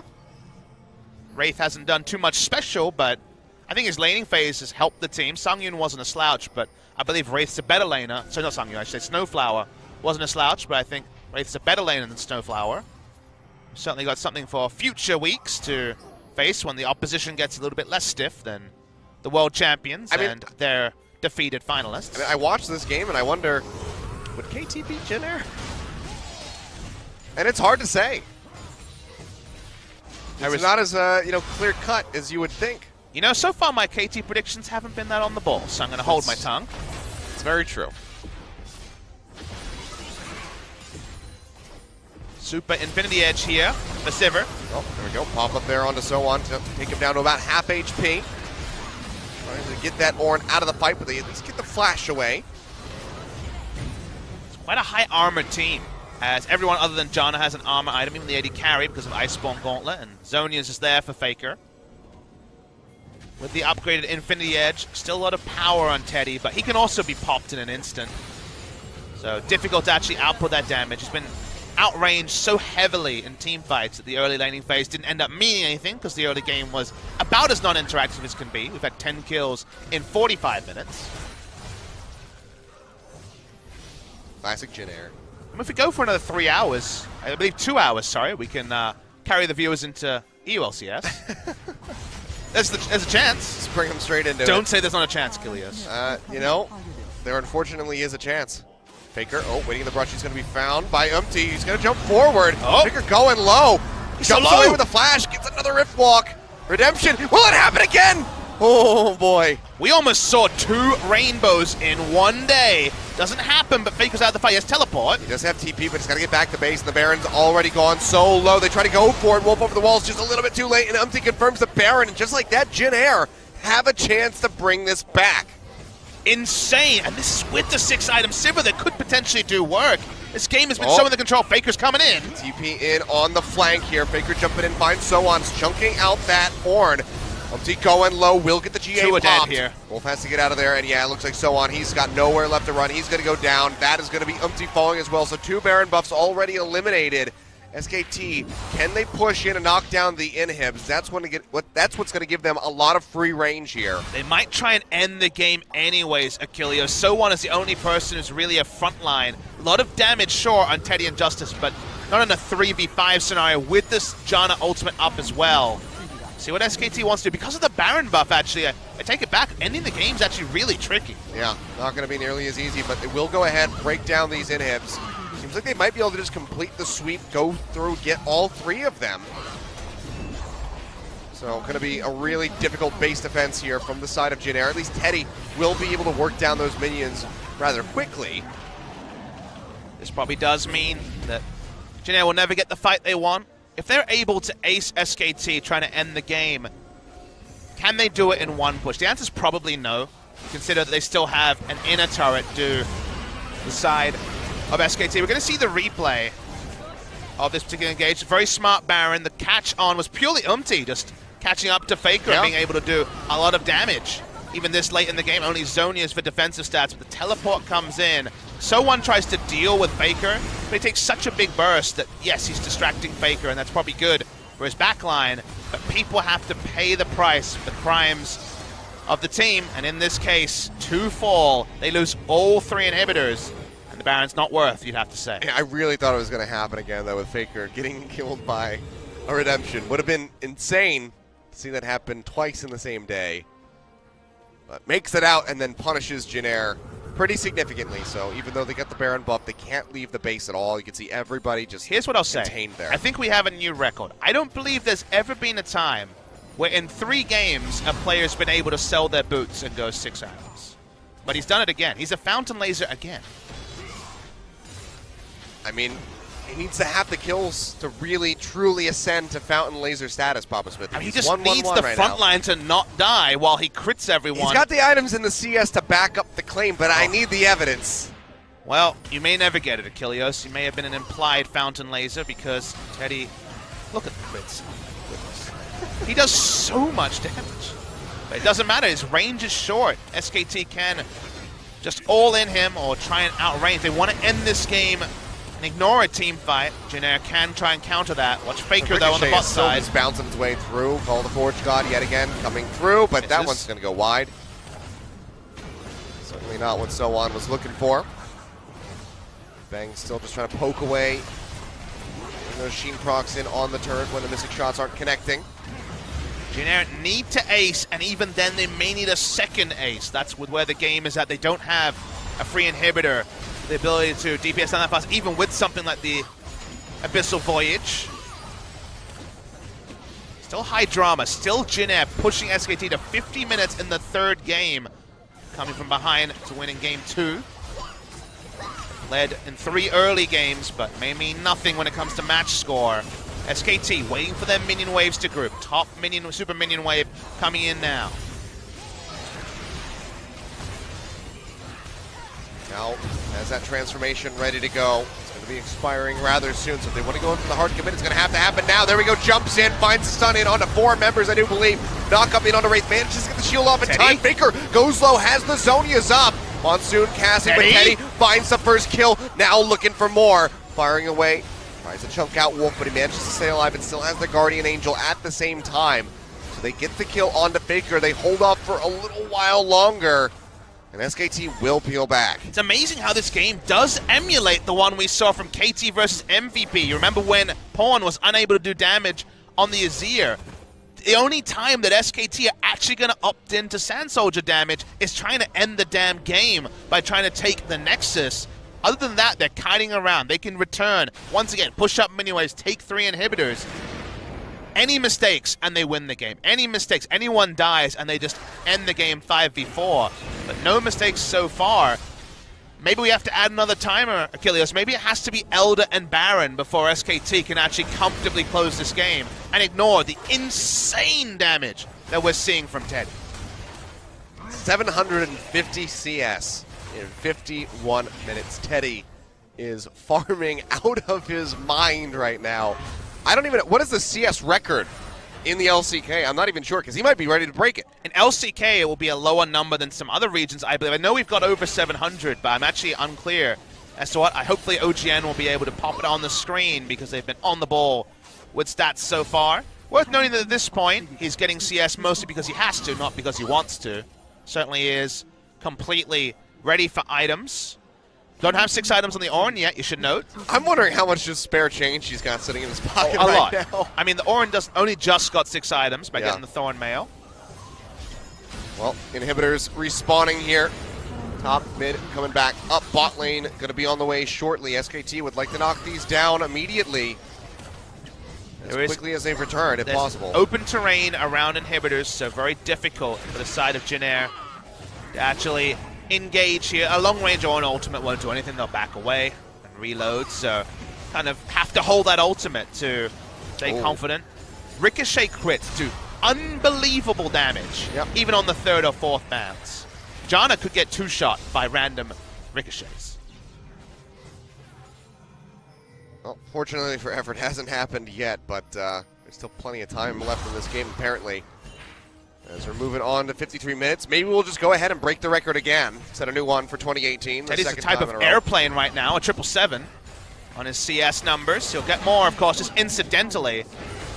It's risky for SKT just to poke inhibitors. Insane where this game is right now. I said insane so many times, but that's because I'm going insane. They're trying to get it. We're still here, they should have it here. 53 minutes in. Yeah, Bang finally manages to break it. Faker trying to just inch his way in. He's trying to work out if it's worth Rift Walk, Lich Bane, Rift Walk. He's going to be on the hunt, popped here. Faker's going to take an inhibitor. They need to get multiple Bang's kills. Get popped up. He's going to get the lead, and Teddy finds the kill. Caught up in the Cataclysm. Wolf meanwhile, but Faker is trying to break down the Nexus turret. He's knocked back there and has to go ahead and Rift Walk away. They managed to get 2 inhibs taken down. Bang punished, still dead for another minute, and Baron is up. But what does 60 seconds mean when they can never leave their base? Caston will end the game alone, will end the game if it's just the Orin as well. Orin can't pose enough threat to a Caston. I mean, it's just Orin right now. Faker's going back in. This. He's going in, chunking out So On already to start things off, with to get in range of that Nexus turret as Jin Air goes ahead and starts up this Baron. Wolf over the wall. This would be a major deny, a massive steal if he could go for it, but it's just too risky. You can see Jin Air will just be exiting. Faker abandoning the attempt. Will not be able to knock down that Nexus turret. And I gave too little respect, I guess, to the percentage damage coming through from the W and then just ulting the wave, because of course he doesn't have a cooldown on his ultimate, so no worries there for the Orin. Let's get the outer top lane turret, Achilles, 54 minutes into the game. Oh god, it's ridiculous. Oh, they need that burst of so gold. long! Teddy needs the gold. Justice for Teddy. Give it to him. All right. Justice for Teddy's even funnier, because that's the name of their 2 carries, but anyway. Back to this, the recall starts, and yet they didn't crash an inhibitor turret, or an inhibitor, so they probably need 2 more teamfight wins, Achilles.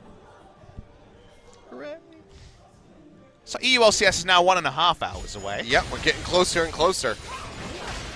We had 59 minutes 58 today. We're loading up for 60 here. Could also end in about 6 seconds. Pushing our way there, slowly and steadily. You're the good luck charm, Achilles. Apparently, 2 out of 2. Casterton must love me now. 2 for 2 on this one.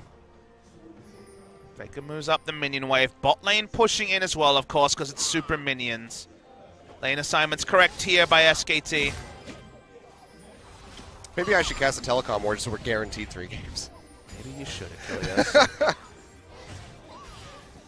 That'll be Atlas taking over that one at the start of the week. Faker's just running in, because, yep, he does a lot of damage. Oh, that's 2 hits on it. Needs at least 3 or 4 more. Super creeps pushing up in mid. Bot still a ways away.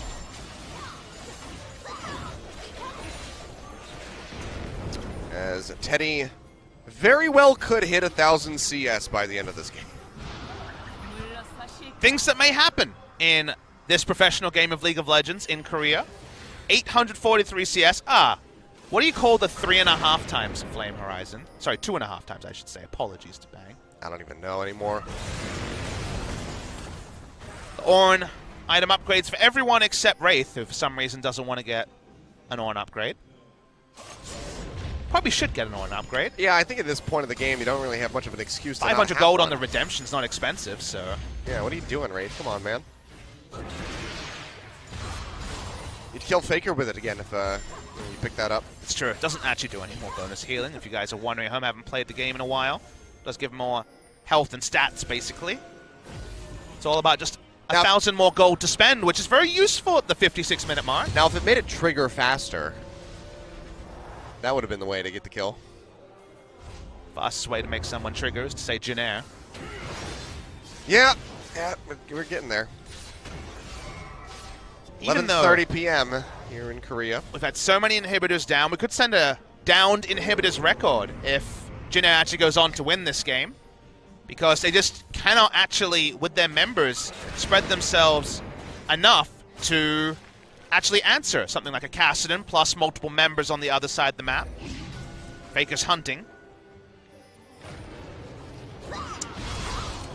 All right, well, this is here. I might as well kill it. The scariest question for SKT is, if SKT has Elder Dragon and Baron, do they win a 5v5? And I guarantee they don't know the answer. Well, right now, SKT trying to poke their way through here. They're onto the side. Right now, standing between Jin Air and that Elder Dragon, which is spawned. Faker jumping forward. Trying to chunk out So-On, but gets locked up a little bit there. Has to jump away. The base is pushed out enough for them to be here for a while, but eventually the minions down bot lane are going to push in. First time we've seen Jin Air push this far up and crest into the middle of the map in a good 20 minutes. Should just be the last wave moving in or getting ready to move through, as that mid inhib is already respawning. Yep, there we go. There is a ward for up. Faker to teleport to that's near the base, not in the base though. Oh, he's just go straight in onto a minion if need be. Faker, he's going to get caught, has to jump to the side. One more crit would do it. There it is, empty! Comes up with the kill. Redemption coming down, barely going to do anything. And now SKT going to be on the run. Bang in the back, trying to duke it out here with Justice. Goes Golden with the Zonias. Looks like he's going to be all right. The rest of SKT should Nar's going to go backdoor the inhibitor. He's going to try to end the game. Watch Nar. That's going to be the Nexus turret going down. Yeah, Nar trying to get in there. Jin Air, they have to get back to the base. You see Bang trying to poke out, trying to delay where he can. Has the slow new there shot onto caller Humpty. needs to make a clear call. He's working down the next inhibitor there in the mid lane.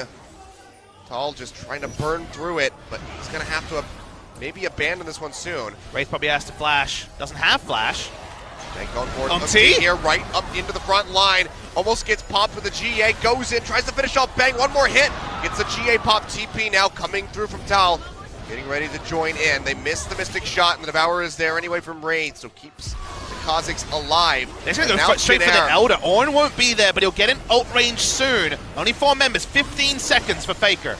There's the TP, but this Dragon is going to be dead long before then, and SKT are just abandoning it.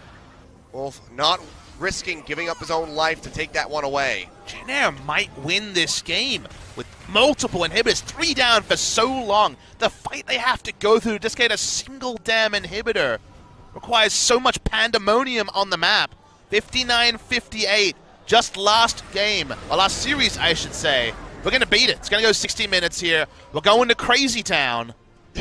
And we're no closer to knowing who wins. All right, so what's the next record we got to be? Oh yeah, 1 hour and 19 minutes with 45 seconds. When do I get my free swear word? Is it 70 minutes, 80 minutes? You know, I'm not sure when that one gets unlocked. The fans are just clapping because we've quested 60 minutes. I'll have a little clap too. This game has been high drama. SKT so far in control. You'd say the same thing about KT in the first series though, and you can say that about SKT in other games. So it still doesn't give us too much more of a window apart from sheer exhaustion from the members of SKT today. I'll have some days off. That telecom war will be on Wednesday.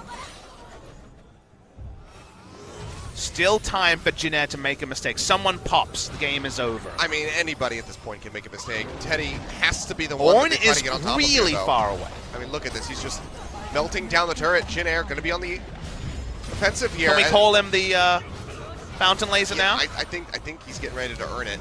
He's only picked up 2 more kills since he's hit that 6-item mark, but 902 CS though. He's pretty terrifying. I almost just used my swear word right now. Oh, hold on to it. We'll keep maintaining You'll that. know the moment. I know I did. Here we go. Baron jumped on yet again, absolutely getting destroyed by Jin Air. Called the forward shot coming through, double pop-up going through there onto Wolf and Tal. Watch Faker. Tries to get into the back line, tries to get on top of Justice. justice, but the damage just is not there. And SKT has at least pulled Jin Air off the Baron They're for getting the chunked moment. a little bit here. Umti down to 50%. They are getting weakened, and they're just going to be releasing. Now they're out of this. position for their base as well, remember? Healing's coming up, and that's going to be Super Creeps, as you say, pushing into the bottom lane. Jin Air completely contained up towards this top side. That means they're out of position. Umti doesn't have ult. He wants to use, So1, I should say, doesn't have ult. Wants to be able to turn with it. It's okay, he's got it in 5 seconds anyway. Minions coming Teleport through. to the bot side. Yeah, he's TPing back. He's going to try to go ahead and get his way in there. Not able to interrupt. It. Cannot get it. Will go ahead, throw it at Bang. They can't get it. But Sivers two members back. have made it back. And Faker has to just run right out of the base. SKT in the meantime, though, they're going to go ahead. They're going to start up the Baron themselves. It doesn't matter, Achilles. This late in the game, sure, having more stats is good, but you cannot give up anything. They just back away. Give them the Baron. It is not the end of the world. Jin Air loses this battle, but this is a skirmish. They don't lose the war just yet. Baron goes down. So many of them in this game. Doesn't matter if you Fat Finger Smite this time, Wolf. It's all good. We go back. We take a deep breath. There's not really any way to iterate on these items anytime soon. It's been about 25 minutes since Teddy had boots. This is the most Jin Air thing ever. If Jin Air wins this, we need to have a boot drive where we have to like buy shoes for Teddy in real life, because this man is the most powerful shoeless warrior I have ever seen. I mean, it just figures. Jin Air, they held the record in 2017. They hold the all-time record in LCK. And we're working our way towards breaking it here at the start of 2018. At this point, we want another 20 minutes. Where is my 1000 CS Sivir? Where is it? I'm ready to see it. 933. We're nearly there. Still a professional game. The CS record has been broken a while ago, guys. We're 200 over on his next CS. Professional game, by the way, haha. Teddy's going to have his name right up there. I mean, forever, right? We're not going to have another 941 plus CS game. 200 over the last record. 200. It's insane. That's a double Flame Horizon over Pilot. And it's names that you wouldn't have thought would be at the top record. It's Pilot and Coco. Pilot's watching this being like, no, my one contribution! Of all people. I had this! Well, no longer. Teddy is now the god of creep score in Korea. Good lord. 120,000 gold acquired by SKT. Good news, 10 flashes up, guys. This is going to be a messy fight. It is going to be messy. Faker really wants to pop someone. Insane game we've had here where SKT were in control for forever and ever and ever. It looked like the freest win ever until it went longer and longer and longer, and 6 items plus for the Sivir as Umti Still can't trying deal to with get this. it. Yeah, there's just nothing that he can do. Faker will go ahead, break the inhibitor line for like the 5th time in this game. All right, Jin Air have been decisive when they've needed to be a few times. Getting to that point again, Lichbane doing hilarious damage. They give up 2 inhibitors already. Here we go. Teddy, can he do it? Can he hit 1,000 CS? Can he stave off the waves? Third inhib, 1 hit from dead. The minions are going to go ahead and finish this one off. All of them going to be exposed. Sand Tower goes up to try to create some slight little Doesn't reprieve hold here, but onto it's it not gonna for do the anything. base, though. He could have held onto it for the Nexus. Yeah. Chooses not to. Jin Air probably just... SKT probably backs away, right? That's probably the right call here. Do they? Do they back away, Papa Smithy? Or does Faker force them to charge down the lane? You know, in my VOD review, I didn't have too many simulations of this particular time of the game. Teddy's at 991 CS. He's going to hit 1,000. He definitely is, unless he dies now. I hope not. I need the 1,000. Give it to me. 7 more. Everybody else stop CSing. Just let him have it, please. He's at 319. Umti yet again just killing the cannon, just taking this away from Teddy. We still don't have a name for 319 CS lead, by the way. Is that forces a flash out of Bang with the no cooldown ultimate? 2 more left to go. 998 CS. Give us 4 digits. Can we even fit 4 digits? I don't even know. One more. There it is! Woo! 1,000 CS, big crowd. And the crowd goes wild. Ladies and gentlemen, Teddy has just achieved 1,000 CS. And now we get to find out if there's room for 5 digits. Achilles, there's still time. EULCS is still an hour 20 away. Let's keep going. Oh, dear. 1,000 CS in the LCK will never be beaten. I go on record right now to say no one will ever get further than that. SKT cannot win a fight if all 5 members are there. They've tried a few times. Interrupt on the call of the Forge Guard. Justice, he was looking for Shrima shuffle there. We're getting a real fight. It, pushes him back. That's going to be Tal going low. Makes it his way into the Monsoon. Faker going in. Has to pop the zone. He has Justice. flag and drag forward there from Wolf. Trying to lock somebody in, but just doesn't have anyone yet. Umti dead on the backside of the fight. Will go down after the GA gets popped. He's dead. Faker walking away with the kill, but can they finish? Is going to be the question, because Teddy... It's 5v4 with 3 waves of super minions about to pull in. Teddy would have to be an utter god. The RNG would have to be in their favor. Let's see. They're going for it now. TP thrown in just to keep the super creep alive, but it's going to get melted right after that. Wave pushing in. Top, mid, and bot. All of them crashing, but SKT still just can't get hits in onto this final Nexus turret. Inhibitors as well are very likely going to be close to coming back up at this point, Papa Smithy.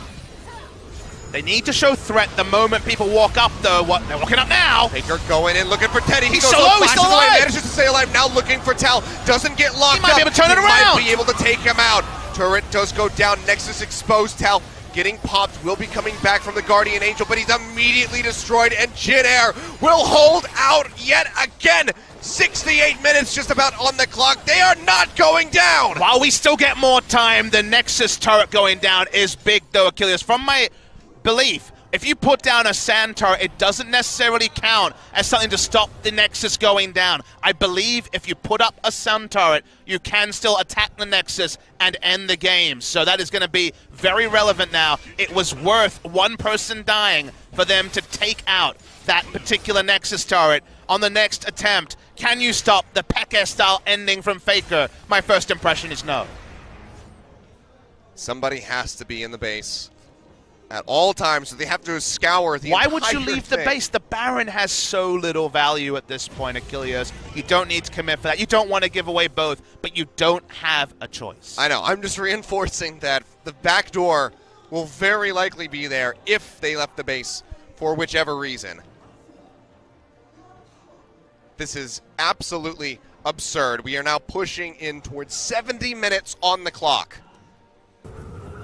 Records upon records have been obliterated. 1,082 CS, over 300 more than the previous record for Sivir, who has been item capped for the best part of 35 minutes into this game. It keeps going and going. SKT now know that against double teleport, even with those on cooldown, Jin Air will never leave the base. The base now represents their final Alamo. Baron will go down, they will walk to Elder, and they will attempt to end the game. And the only question we have left, Achilles, is do they try to fight or do they try to suicide for the Nexus? There's value to both ideas. You know, I think if they suicide for the Nexus, they have it easy. Between the Lich Bane Agreed. and the Sheen, I think they just go for it, but how much do they care about the KDs in this game where there's only been 17 kills total? Does Janna just sell all her items and buy Deathcap Lichbane? You laugh, but the shield's big, It and would be a her massive auto shield. before she dies will be relevant. Let's see. 2 inhibitors back up. Trying to get the wave push in there in top lane. All throwing out 3 the two-shot inhibitors barrage. back up. So they got to work their way through those yet again. Because this is going to be a period of time where they do not have super creeps pushing into the base. Items have changed again and again. Bang. Steadfast with his Iceborne Gauntlet. Could have been an argument for Trinity Force at some point. Here's Faker. See, there you go. Longest game in LCK history, 2015. We're not that far away. 9 minutes and 15 seconds. My prediction is we don't get there because I agree. the Nexus is now exposed, but Good Lord if we get there. we got somewhere. We don't need to necessarily get to that game. I mean, we're breaking records before my time here, Papa Smithy. I got here in 2016, man. I remember that game. It was long. I believe I had a 76-minute long game in 2016. I think that was Longzhu Jin Air or Longzhu CJ. I forget what the combination was. Best part is that people can draw the average game time of the LCK for week 1 and use it as a reason the balance is off, because now it's going to be 44 minutes or something like that. Well, we broke, 1,100 CS for Teddy. I'm angry now. Wraith still doesn't have a damn Ornn upgrade. We're 70 minutes in! We're going to have to pull him aside and have a word with that man after this game. Well, that's going to be on the hunt popped. Call the Forge God not going to hit. Bang getting jumped on by Empty, but immediately has to flash back for fear of his own life. Faker, yet again, just threatening that top inhib as Teddy tries to Any gain inhib him is out. golden. Any inhib is golden. They can end the game very easy after. There One you go. inhib down, They'll two go ahead and get inhibs two. down. Quickly just going to go ahead and complete the circuit. Why not? Get all three of them as they start poking out Jin Air. They have held off SKT time and time again. Can they do it one more time here now? As we hit 72 minutes on the clock, you can see Teddy just pushing Faker back. They will not be going to get the last minion wave. That was an option there for SKT. There's a minion wave very pushed out in bot side. That'll take a while to come, but they feel like 2 minion waves is enough. We thought 30 minutes would be enough. We were wrong. 72 minutes in, SKT again should win. Everything in their corner apart from Teddy and his fountain laser status. Waiting here for the approach. They're going to back away. They're backing away, Achilles. They got other places to go. Turns out they had a conflict right now. They got somewhere else to be. Well, we got a Zerat portal. I mean, that's relevant too. Another minion to frustrate the side of Jin Air, but another minion doesn't count towards CS. We're at 11:55. That's 8 minutes from now. It's 11:47 p.m. Still going late. 73 minutes on the clock. Teddy getting closer to 1200 CS, just pouring in on top of the record. And now I wonder what the global record is for CS at this rate. For competitive games, I think we got it, Kilios. Let's be real here. I'm pretty sure. As you can see, Sun Turret doesn't stop them ending the game. Still no autos onto the Nexus, though. I'm wondering how much he's beaten by. How much more do you have to wait for as they push the Zerat portal closer, of course. Just go.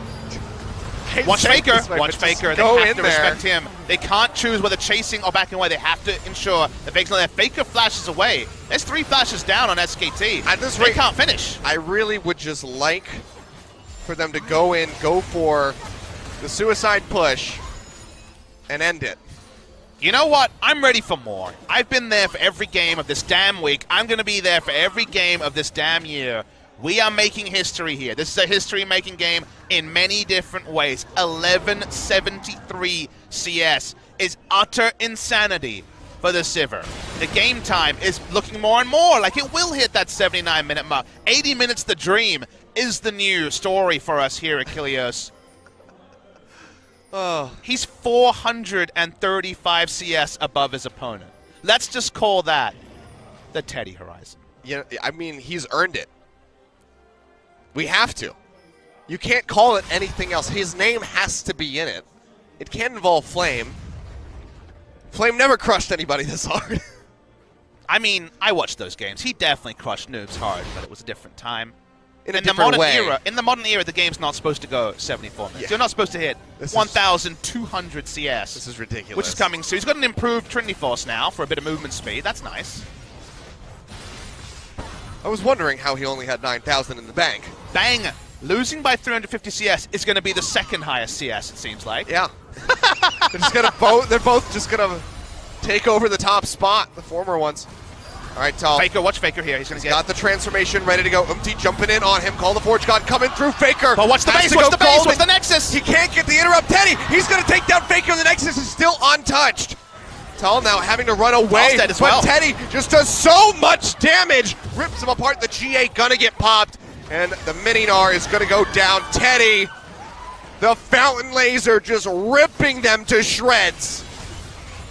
Jin Air is going to have to name a plane after this play. His name is going to have to be, his face is going to have to be right up there like the StarCraft players many years ago. He is doing so many heroics, and SKT are out of ideas. They want a tactical pause and to talk to Koma and Bengi and get some help. That's not how League of Legends works.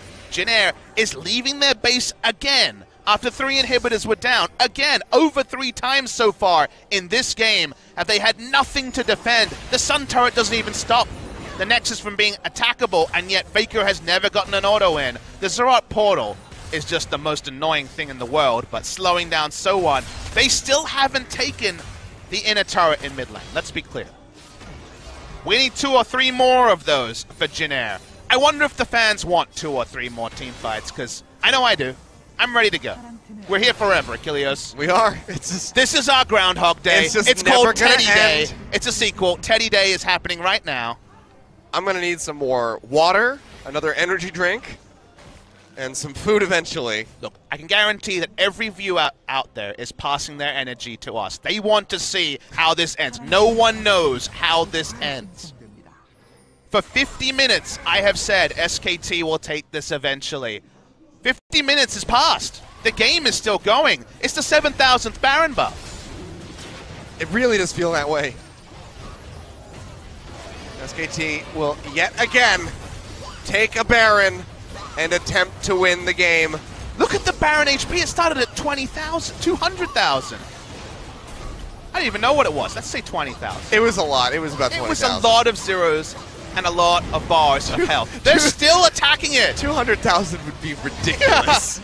Really, ridiculousness in this game with 1,230 It'd be a whole CS. new level of We've got it already. nonsense. He has 1,230 creeps. That is a genocide and then some. You know what the other thing is that they have to break all 3 inhibs again. You know, on the creep spawning door, there's a picture of Teddy and a big cross through. They know to be scared of him now. Summoner's Rift minion population 0. He's just taking them out, man. He's made 45,300 gold.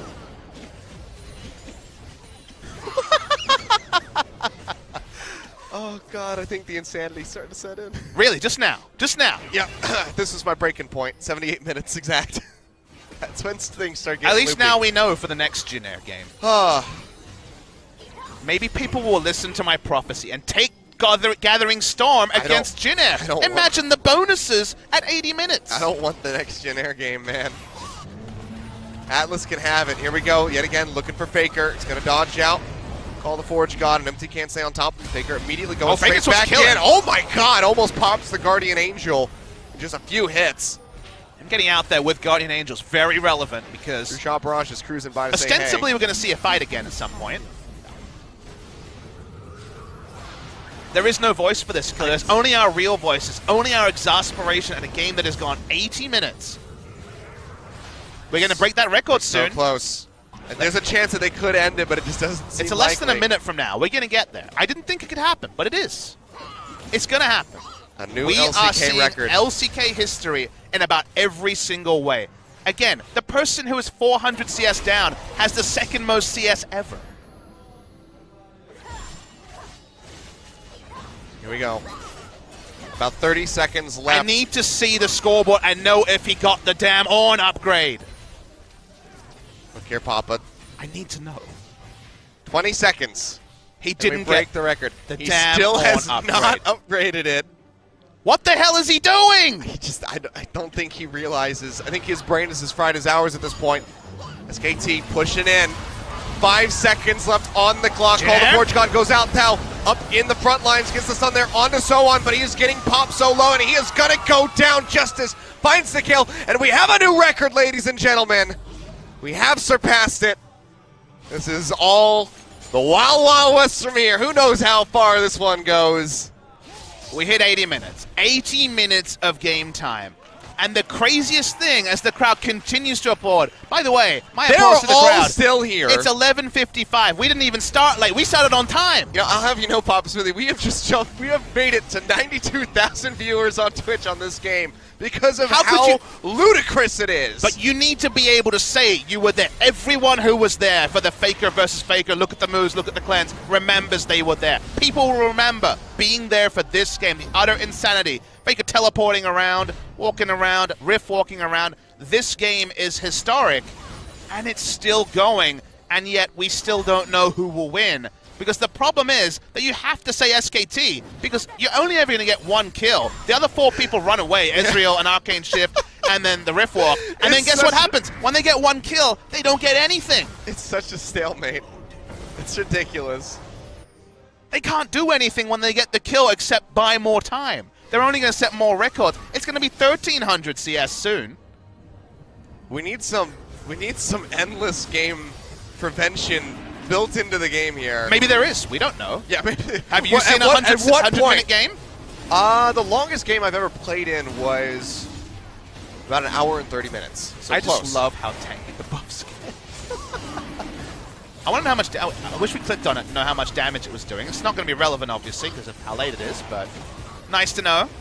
It'll die eventually. It must be demoralizing for SKT because LCK versus Jin Air in 80 freaking minutes. What would the shot caller be saying now? It's like, yes, let's get the 12th Elder Dragon. Oh, baby. Don't worry, he got a Zerot portal, but he made sure not to upgrade his Orin item. Oh, good God. This is Jin Air's paddock. They play the long games. They now have the top 2. They probably have number 3 as well. I'm not 100% sure. My eye is twitching right now involuntarily. Ugh. Wraith, just go back. Wraith, come on. Just let me have the listen and tell Wraith. I don't know how his English is. Do you want to just walk down there and go into the booth right now? I wouldn't miss anything. I'd still be back for the game. We have the confirmation from Joel that it's been 5 Barons and 4 Elders, less than I expected for 82.5 minutes of the dream. I really thought it was closer to 7 Barons at this point, but apparently not. So how's your night going? You know, it's taken some twists and turns I didn't see coming. With Jin Air, you're never quite sure. You never make the early plans. With some teams, you know, you're like, yeah, 11 p.m., we could make that. With Jin Air, you're like, no, I'm clearing my schedule. I thought maybe getting some chicken wings tonight, but that was about 3 hours ago. Yeah. That's not happening. I was expecting to be done by about, 9:45, 10:15, something like that. I have 6 days in a row starting from Tuesday. You know, that's pretty cool. I get 2 days off before, so that's nice. How many times does Jin Air play in that time span? You know, too many times, actually. It's more than 0. This team will never be relegated. They'll never go away.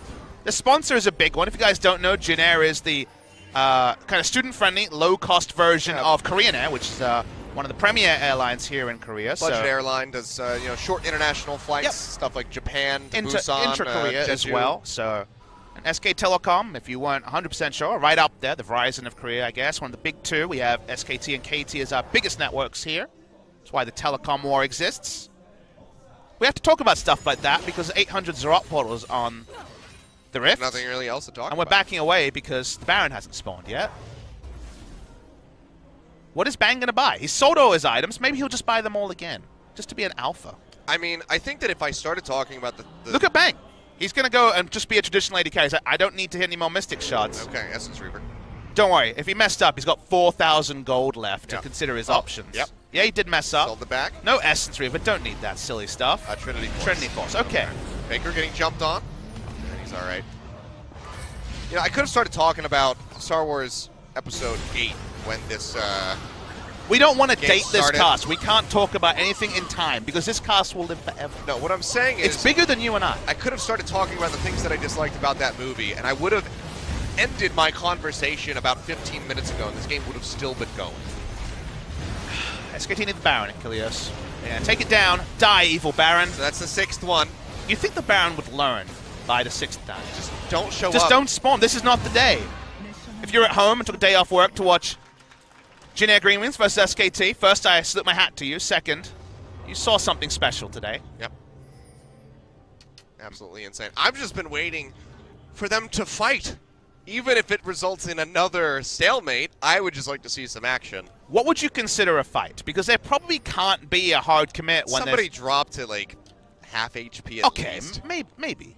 I mean, people are dying. One will die. 9 will stay alive, though.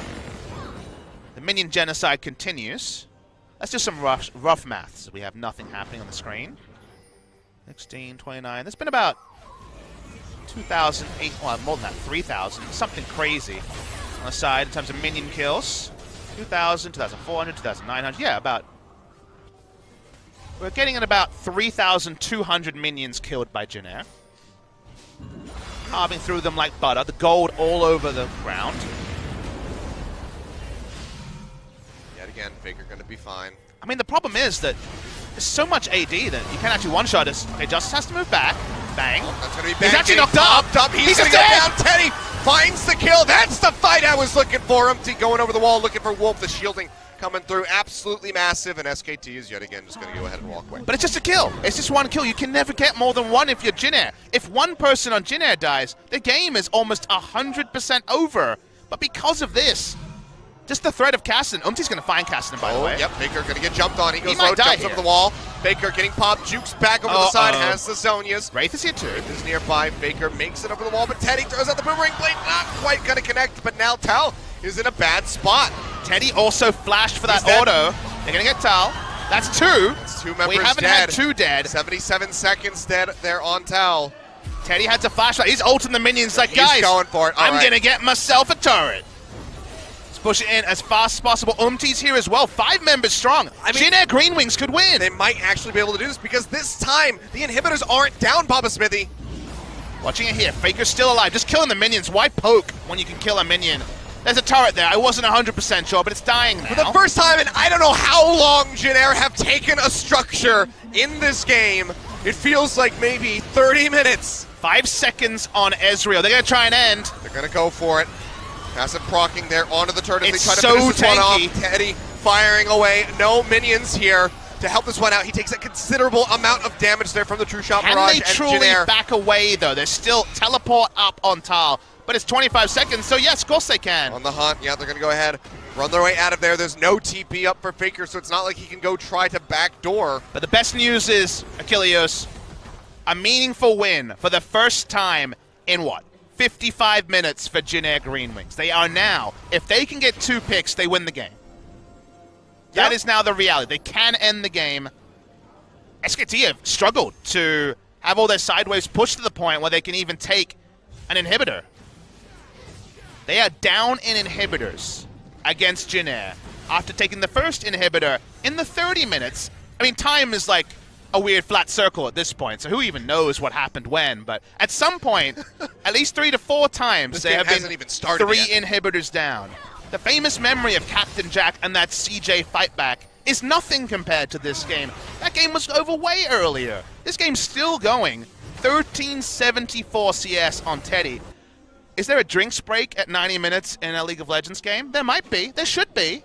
There really should just be a decided pause. Let the players go use the bathroom so we don't have a toilet issue. We're still going. Why are you killing those, Bang? What are you doing? He's just getting his auto. Look, he's not used to auto-attack Ezreal. You're not going to catch up to Teddy no matter how many Krugs you kill. Hey, you got to get all your auto-cancels ready. He's not he's auto-attack Ezreal. He's not Mystic Shot Ezreal. He's got an Infinity Edge. He's powering up. Gathering Storm would have been the biggest MVP of all time in this game at 90 minutes. They never expect the 9th proc. We're really about to break it. We are. 90 minutes to the dream. I hope everyone around the world can stand up and cheer. Well deserved. Absolutely absurd. 89 minutes 30 into the game. It is after midnight here in Korea. Second time this week, Achilleos. I Second know. time with you. Woo! But this time there wasn't a 40-something minute long pause. It was just straight gameplay. And that makes it better. This is way better than that situation. We don't get to record a podcast, but someone will listen to this on MP3 in the future. There's Teddy, the monster. We have now dubbed him the Fountain Laser. It's for all time now. He just looks impatient and bored right now. He is the Fountain Laser forever. He now. really is. It doesn't matter. He spawns as a Fountain Laser because this has been a series of unbelievable carried. We have had it confirmed that the longest game ever at the professional level is 91 minutes. Hong Kong Attitude versus AHQ in 2013, and we're going to beat it. We are breaking a record. Faker looks like the years same as ago. if he started streaming, the same as if the game just started. Conditioning is not a word you use to talk about League of Legends pro players very often. That's a word for real sports, you know? Like, his conditioning, he's keeping in great shape. You need to be in certain shape. Remember, let's talk about this. Remember what? 3.5 hours, 4 hours ago, how devastated Jin Air was after losing game I know. one. Teddy looked arms like crossed. Looked like 3 members with incredibly arms defeated. crossed, not speaking. The fact that they could come back like this, the fact that they could still be razor trained at 91 minutes into the game after being tilted off this earth after game 1 is so much credit to the Jin Air coaching staff because A year ago, when they had and Teddy debuting, was clearly the most emotional player on the team. Every loss against top teams, he looked devastated. And now, he hasn't been one of the ones with the bad body language. Teddy, for whatever he looked like, has kept his head together. 14-14 CS. We're breaking that last record. It's going to be the longest game of all time in the LCK as a professional game. And it's been amazing. In the world. And you know what? Highest We CS. can stand up and cheer because Wraith found out you can upgrade your on items. He did it. It took him 85 plus minutes, but he did it. He found that you can upgrade the item. What a monster. Of all the things that happened this game, that was the most unlikely. And from here, it is just setting the record higher and higher for longest played game ever. Because it's a standstill. It's been 30 minutes of single kills for Jin Air into nothing. Only the last time. 22 kills in 92 minutes. Now there's trading objectives as if it's 20 minutes into the game. Yep. This is going to be the Baron going down. Tree Shot Barrage coming through. I think it's like 24,000 HP to start there for the Baron. Okay. Will go down. SKT. They got their Elder Dragon. Pushing into the base of Jin Air with those Baron-powered minions is not really possible, so likely just going to be another 3.5 minute stalemate here. Yeah, the minions were pushed out this entire time, so they couldn't even take an inhibitor with the 25-odd seconds they had watching the Baron go down. Ah, the first of the Zerat portal shall fall. How many people will break the LCK CS record? We have a new, top 4? Yeah. So we have 4 new. Congratulations to top 4 has been replaced. So Justice sorry, Teddy, Faker sorry Bang, Pilot, sorry all Coco. monsters. Hey, Guys if we go long enough, Wraith might break top 10. Let's just keep waiting. He's got 182. He's getting there. The Kenj has been unbenched, and we now officially have the longest game of all time. Once again confirmed by Joel. Thank you very much, Joel. Keep up the Discord. It's great. As we go back to this game, still not 100% certain who will win. This is going to be a lot of damage. Faker, yeah, so much damage. Sonya's going to go out. He's going to have to try to get out of here just for good measure. Another redemption coming through, but Umpty chases in. One more hit. He takes him down. The solo kill from Umpty, not even losing the Guardian Angel. Jin Air, one member dead. You can see Umpty getting popped off there in the booth. They know this is their time, Achilleos. This could very well be it. I'm going to go ahead and stand up for this moment. See red pings onto the base, but there's no way to get there. Teleport on Tal isn't going to do enough. They make the lane shorter, and they run in for the triumphant ending. 60 seconds left on Faker. Here we go. 94 minutes on the clock. Inhibitor going down yet again. SKT. Can they pull off the massive defense? There's minions this time around. Call of the Forge God comes out. Can't quite get the bounce back. Cataclysm comes down from Wolf. He has to flash away. Gnar, ultimate, pushing them back in, but there's no kills. There's no damage going onto the members of Jin Air. Teddy still extremely healthy. Has 30 another seconds wave on Faker. Pushing in. Working on that first turn. It's going to go down. Faker dead still, as you say, and I think they might have finally done it. Wolf goes in, flag and drag, tries to get the pop-up, so there's no follow-up. Nexus now exposed. Jin Air, I think they've finally done it. 94.5 minutes on the clock. They take it home, and Jin Air GreenWings take down SKT 2-1 in this best-of-3 series. 12:09 at the end of the night. Breaking world records all around. Jin Air, enjoy that win. Revel and bask in the glory, because you deserve it. You can remember every famous LCK game that ever existed. The Captain Jack base defense from 3 inhibitors down. They did it multiple times here. The Faker versus Ryu moment, that was a famous one as well. Here you now see crowned the biggest upset we have seen when it comes to a single game. The inhibitors were down, the players were down after game 1, but they regroup, they get it together, and SK Telecom will go into the Telecom War on a loss. It is only a single match day in the first week, and yet the mentality of SKT has to be shadowed after this amazing game. Tied now in score with KT Rolster, I do believe. Or no, actually KT might have an advantage over them at this current point.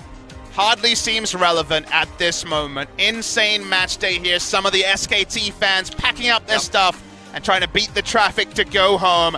Jin Air GreenWings have for the longest time been the meme. Long games, long games, long games. None longer than this one. Records shattered in so many ways. The longest professional game of League of Legends in history. You can see Umti's heart skip a beat at this point in the game. Teddy with the wry smile, the Fountain Laser himself, anointed on an amazing day of League of Legends. Absolutely insane. And we still have to have the MVP interview. We're not done yet. I mean, who else is it going to be other than Teddy himself? Likely going to have that double MVP coming through for him. And, I mean, what a well-deserved interview that will be. Umti also clutch on late-game Kha'Zix. Killing Faker. You think back to other late-game Kha'Zix's, Lyra famously selling all his items for auras and redemptions because he didn't feel like Kha'Zix offered enough in a base defense. But that man went full damage, assassinated Faker a couple of times. Double thumbs up from Umti and a double thumbs up to the Jin Air coaching team for keeping them on point for this series. It's time for a new one. This is worthy of this. This goes beyond. This transcends a glad plane, Papa Smithy. This is an ecstatic plane. It's a dreamliner. It feels amazing, man, combined with a plane. It's a dreamliner for sure. Unbelievable game. One that will never be forgotten. Everyone who watched it can say they were there. So many of the games we quote, 2013, 2014, 2012, so Not long many ago. I've seen those. And now we're in 2017 with new generation, 2018, with new generations of players who joined after those famous moments. Now they also have a moment to call their own. The moment where Jin Air pulled off the greatest base defense ever. There will never be a greater one than that. Ezreal ends the game with 94,000 damage to champions. 94,000. Good God. And he still was below 1,000 damage per minute because we went for so long. 180k accrued by Jin Air. Imagine being Wolf and doing 7,929 in damage. 94 minutes. That's not much damage, but that wasn't his role either. A true support to the last, Kilios. I mean, Effort did twice as much as him, just about. I mean, support, once a support, always a support. Oh, God. Wolf in the jungle wasn't even top 3 in the most unique things that happened this week. Your MVP goes to Teddy, the Fountain Laser, well-deserved. 6-1-6. Not quite deathless this time he actually around. Started with Astral Body for the extra 100 HP. That's interesting. Oh, yeah, he did.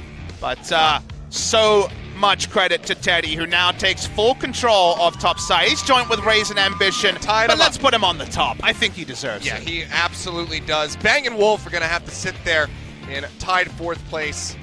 Very sadly, not able to pick up anything here today. Teddy, so well-deserved. I mean, which highlight do you even go to is the question. If this highlight isn't at least 9 minutes, we don't even have 10% of the game action in it. Not acceptable. How many Ornn ultimates, how many Forge Gods were called? Many, many, many. Maybe 100 in this game. Such did it feel like by the end. Numbers, time, everything was meaningless, but Umti assassinating Kassadin again and again, while Teddy, the Fountain Laser, his autos, his ricochet crits, killing people by accident, was so massive. This happened to Kilios. We're not dreaming. This was actually a competitive game in the most competitive region. SK Telecom could not end the game. Everything they tried. Bang scrapping his item build and saying, what about this? I don't know if it's better at 90 minutes. No one knew. It was uncharted territory. Insane. Absolutely nuts. And I mean, major respect to everybody that stayed with us. Not only those people here in the audience watching live, but you guys back home. I glanced at the viewership at one point. I think it shot up to something like 122,000 people who shared in the moment. They were all there, Achilleos. They were all there. All of us were here. For one of the most famous games of all time. And now let's talk to some of the warriors that picked up the victory. All right. Well, I mean, it's just one of them. The one, the only, the Fountain Laser himself. Ladies and gentlemen, it's Teddy. Joel, take it away for the translation. 94 minutes and 40 seconds is the current record for the world's longest League of Legends game ever played. And we got it here today with Jin Air GreenWings somehow picking up a 2-1 victory, and this is the man who made it happen with Teddy for the interview. What can we hear from you after this game? After pushing those 2 turrets I felt a little bit of hope going in, and actually getting this win is absolutely unbelievable. So many records were broken in this single match. And I want to ask you this question though. You do now officially hold the world record. I think this was an enjoyable experience, kind of contrary to what a lot of people may be thinking. And the fact that we didn't falter and we didn't tremble in this long session kind of made us proud of players that we are. 94 minutes and 40 seconds was the official clock on the timer. And you got about 1400 CS plus to boot.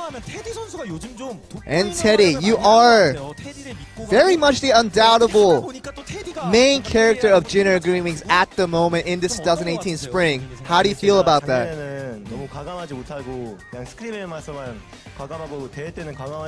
I don't know, it's been in the past where I was aggressive in scrims, but I couldn't be as aggressive in the competitive games, but I feel like I've converted and transitioned that over to the actual games, and that makes me feel very proud. And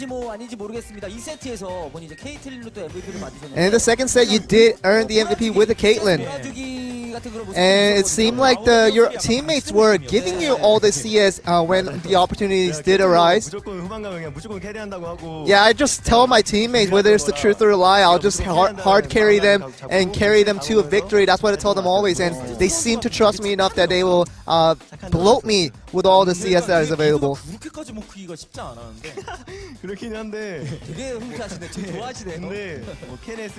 But in the end, I did carry, so I think I deserved all that. In the second game, most significantly, you ended the game with a victory with no deaths. And the third game just kind of made us forget about game 2 altogether. Do you remember? And so we did prepare just in case you didn't remember what game 2 looked like. This was it right here. And we felt like you were going to die out here and maybe lose out the game. Yeah, I definitely startled in that situation, knew that if I didn't get away from that, our team would have definitely lost the game. What was the communication between that play? We didn't really talk much during the actual play, but after the end, we knew that we got the win, so we were definitely telling that to each other. Moving on to game 3, you did see a new entry to the SK Telecom lineup, with Tal entering the lineup. And what was the communication regarding that change? You know, let's talk about just the inhibitors, and the 3 inhibitors gone. We had to keep our focus, and we were just waiting for SK Telecom for one of their players to make some kind of mistake so we can take advantage of it. And it felt like giving off the Elder Dragon that late in the game might have been a mistake. Yeah, I think if we did have the minions set correctly, we definitely could have defended the Elder. But I think it's important that the Kazakhs picked off the Kassadin, which was really important as to getting the win. And Umti did say back and forth that he was going to be the one to kill out the Kassadin. And it seemed like a repeat process from the very middle of the game. We can say about 45 to 50 minutes going on to the late game, trying to do that exact same thing of trying to pick off the Kassadin. Yeah, it was definitely a deja vu all over again, and definitely we felt a bit of a mental disease of this mental relapse that we were having for 40 to 50 minutes that we did.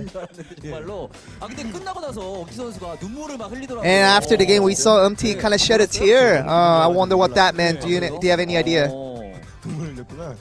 I didn't know. Yeah, did he cry? Oh, you cried. Okay. Maybe you can ask him later. But we do have some highlights ready for game 3. Of course, we can show billions of highlights, but here is one of them, probably the most important of them that ended the game essentially.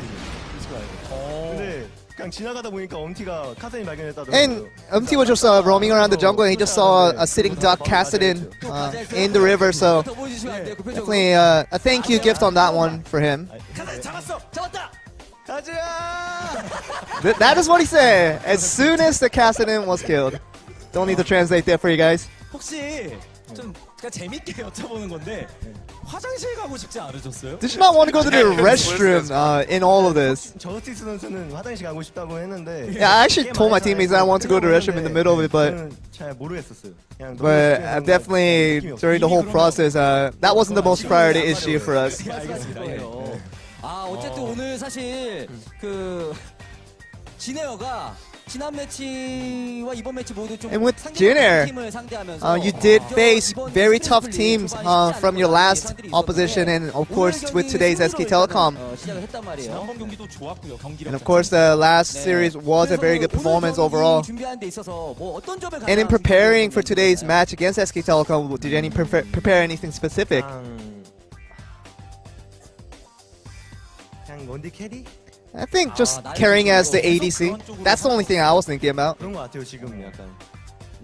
From what I remember, that's the only thing I remember preparing up to this series. 그 원딜 캐리를 믿고 가는 뭐 중장기전이 좀 많이 나오는 것 같은데. And of course, you guys do rely on that mid to late carry that you can get from the ADC, which is you. 원딜 캐리 조합을 좀 많이 뽑긴 하죠. Yeah, we do try to form our composition so that we can get the late carry from me.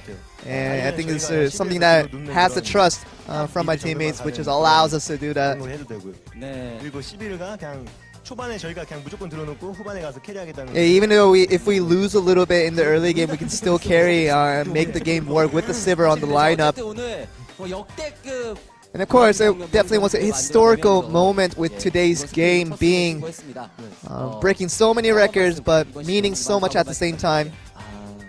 But anything you'd like to say? 삼성전 지고 SKT After losing to Samsung and now we're facing SK Telecom and having earned this victory. But I think I'm very, very happy along with all my teammates for accomplishing such a feat for us. And we will try to continue on this success for the later parts of the seasons. And you see the fans here currently 12:22 a.m. here in Korea, and you see the fans still sitting and cheering on for you as you do this interview. Anything you'd like to say to the fans specifically? Thank you so much. 네. 자, 오늘 인터뷰 함께 해주신 테디 선수 정말 감사드리겠고요. 앞으로 남은 경기도 오늘 같은 And that is the interview of the most historical game probably we've ever seen with Teddy. And now we're gonna throw it back to you guys. It was the most game. It was the most game. It was just it was certainly a game, you know. But I mean, the fans here in the audience, dedicated. The guy, Dangun, doing the interview, not even done yet. He's got a show to do right after this called Weekly LCK. Look, I hope he gets the night off. I mean, it's probably going to happen, but I get the feeling that they're already setting up for it, Papa Smithy, but good lord, what a day this has been. KT and SKT, our budget telecom war coming through. KT able to get their win. Hard fought, but SK Telecom failing in the end. 190-ish minutes of gameplay there. Over 3 hours of League of Legends for just a single series leaves the table all over the place. KT and SKT are joint in around the 5th place position, no better than that. KT joint 4th, SKT a 6th. No closer to knowing, I guess, who their best starting lineup is or who they'll even start against good old KT Rolster next week, Achilles. Yeah, not really sure. A lot of questions to be had here for SK Telecom, and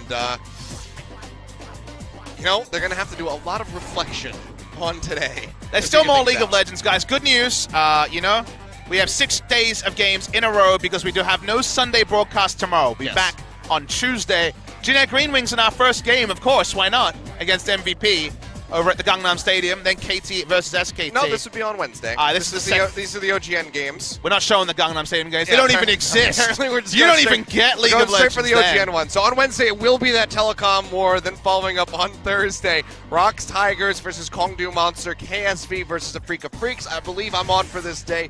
We're bringing you that one. and then Atlas and Pop will be bringing you the rest here. And then KSV versus Kongdu, Rocks Tigers versus the Afrika Freaks to round things out for us a week from today here at OGN. Of course, there are going to be those other match days that happen at the not OGN studio, so you can go ahead and check out the schedule online, or just follow us on Twitter, whatever. We'll talk about the games, and you guys will know that they're happening. They will start on Tuesday, normal time. Tuesday, Wednesday, Thursday, Friday, Saturday, Sunday. But guys, thank you so much for sticking around with us tonight. We had no way to know that it would take quite this sort of a turn. But thank you so much for watching. It's the sort of broadcast that will never be forgotten. The amount of minutes here, the CS values, all those people breaking records. Yeah. Sort of game where you just go through second and third and fourth wins as a caster because it starts to hit you just how important a moment it was. I mean, it's just one of those things where it's like, what is the likelihood that this ever happens again? Close very to zero. Slim. Very, very slim. I'm happy to have been a part of it. I'm glad you guys could have joined us. Everybody in the audience here, all of you are wonderful people. You're all lovely human beings and fantastic fans. That's going to close it out for us here, though, for the week. We'll see you tonight.